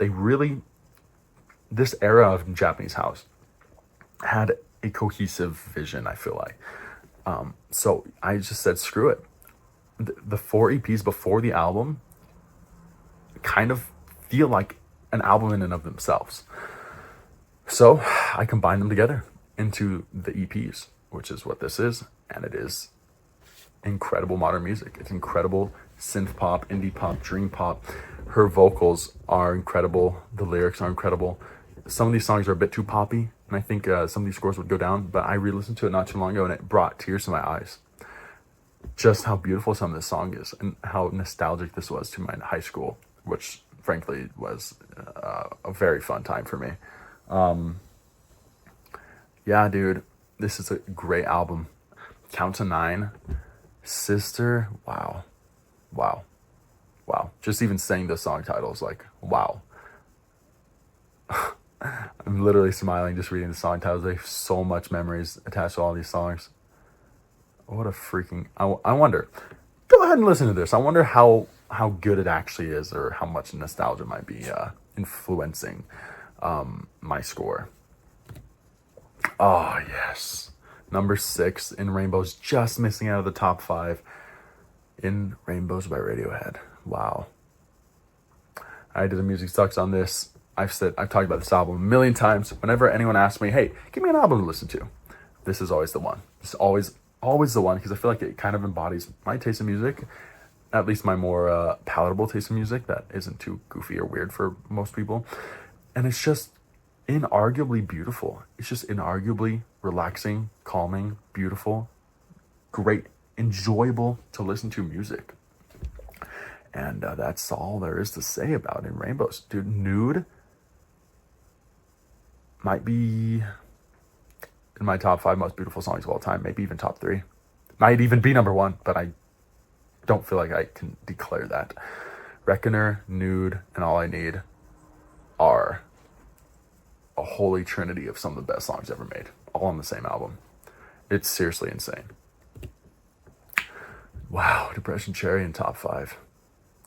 Beach House is my favorite modern band, and this is their best album. It's a little more depressing and slow than Bloom, but that melancholic sound is done in such a beautiful, tasteful way. Almost every single song brings chills to my skin and tears to my eyes. Wow, what an incredible...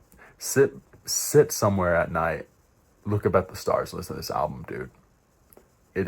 You're going to feel like you're floating. It's so ethereal. It's so powerful. It is so beautiful, dude. Oh, I don't even know what to say. Here we go, dude. Here we freaking go right now. Hex by Bark Psychosis. This is the only album up here that probably nobody knows about. Up in like my top 20. And frankly, I wish this album deserves to be a household name as much as The Wall as much as Bohemian Rhapsody or A Night at the Opera, I think is the album name. This album is deserving of being up there with the greats of the 1990s, but it isn't. A music critic in the 90s listened to this album and said it was 51 minutes of beauty or something along those lines, like of pure beauty, and frankly, that's exactly what it is. This was the other album I listened to after Introducing, and this album was so much better than Introducing that I questioned if I even liked Introducing. And Introducing is rated 160. This album is so much better than an album in the 160s that it felt like multiple leagues higher. It was insane. This album is incredibly beautiful, melancholic, perfection.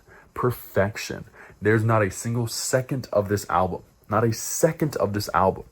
isn't incredible. Finger Spit is the only song that's holding it down. Only song that was holding it down. And I'll still listen to the song. It's just a little bit less beautiful, a little bit more spooky almost, but it builds a good atmosphere for the next songs. And this album's incredible. If you could find a place like the album cover, somewhere dark and moody like that, and listen to this album, dude, this album will change your life. I showed this album to someone and it became their favorite album of all time. Favorite album. To be fair, I also showed them Introducing after, because I'm like, oh, if you like dark, moody stuff like this, and then they kind of were tied. But frankly, this is better. This album is a top 4 album of all time. Every album after this is like, okay, household name, iconic, classic. Of course, this is up here. But this deserves to be up here with those classics. This album it is a crime that this album is not a household name. It is a crime. Remember when I first heard this band, they had 14,000 monthly listeners. Now it's like 50, 60,000. That is ridiculous. These guys, this is some of the most beautiful music. Might be the most beautiful album of all time. I don't even know what to say. I wish I had a platform. If I had a platform, I would go on and on about this album forever. These guys, oh my God, dude, I can't even compose myself, dude. This is just the perfect blend of post-rock, ambient rock, jazz, moodiness, gloominess, ethereal beauty. Oh my God, dude. What an album. What an album, dude. Holy crap. I can't. Spotify algorithm saved my life, bro, by giving me this album. Not because I would have killed myself or anything, but because I don't think you've lived until you've heard this album. Okay, maybe that's a bit much. Let's go on to number 3. Dark Side of the Moon, the greatest album of all time. The most important album of all time next to Pet Sounds, but this album's a billion times better than Pet Sounds. Yeah, this album's... I had a Music Sucks on this album when it turned 50 years old. And frankly, I cried talking about time, and it's just such a powerful album. There's a reason this resonates with literally everyone, because it is literally the greatest album ever made. But it's not my favorite album. What I thought was my favorite album for the longest time, if you were to ask me, would have been In the Court of the Crimson King. It's my 3rd favorite band, with my 2nd favorite album, with my 1st favorite song. Epitaph is my favorite song of all time. This is incredible, dark prog. It is so serious and so powerful and anthemic and epic sounding, grandiose and triumphant. You will never forget this album. You will never forget the powerful nature of a song like Epitaph and of Court of the Crimson King. The beautiful woodwork of I Talk to the Wind, and the aggressive and battering cacophony of 21st century schizoid man. Moonchild is great too, but it kind of just meanders into ambient nothingness in the latter half of the song, which kind of is a bummer. But even then, dude, this album is almost perfect. It is almost perfect. But this album is a lot closer to almost being perfect. It is 1 point away from being a perfect album, and that is Close to the Edge by Yes. Yeah, I'm a prog nerd. I know. Close to the Edge, the self-titled track, is one of the... I don't even know what to say. I'm running out of things to say. Like, this is one of the greatest blah, blah, blahs. This is one of the best albums of all time, clearly, with some of the best songs of all time. This is musical perfection. How about that? The musical performances on this album are perfect. They are perfect. It is front to back, non-stop, perfect sounding music. And You and I, there's a part of it where it slows down and synths and orchestra. It's a what is it called? Mellotron, which kind of gives it's a keyboard that sounds like an orchestra, used a lot on In Court of the Crimson King, by the way, and it sounds awesome. But there's a part in And You and I where a mellotron starts to build, and it keeps going, and that is literally maybe the best 30 seconds of music I've heard in my entire life. And the intro for In You and I too, this plucky little guitar. It's like, it just brings me chills. Just so simple and just mixed so beautifully. It's just perfect. If And You and I didn't have a high-pitched synth, which really hurts the song, the album would be +3s across the board. If it wasn't for a high-pitched synth, this album would be a perfect album. That's how much I freaking love this album, bro. Okay. I'm over. I'm done. I've just finished talking about like 260 albums. And I gotta do it again next year. Okay. Editing this is going to be a nightmare. Oh my God. But that's it. Up until 2023, that is every album I've rated. Out of curiosity, I'm going to go through my chart and we can take a look at that and see if there's anything interesting in that. I made a graph. It's a Google Sheet, essentially, that shows my favorite albums, which decade have the best albums, which artists have the best albums, which individual years have the best albums. It's sorted by chronological, sorted by best to worst years. It's sorted by best to worst albums or artists. It's sorted by the albums that I've rated the most each year. So I've rated like 10 in 1969, like 8 in 1972, and so on and so forth. It's very interesting to look at and definitely much more consumable than this video. So I think I'll make that as a separate video. Nobody else watched this. I probably will never even watch this. I'll probably skim through it to think, oh, I wonder what I thought about Abbey Road 5 years ago. And I'll just find that. But my God, this will be definitely an interesting thing to look back on if I ever do.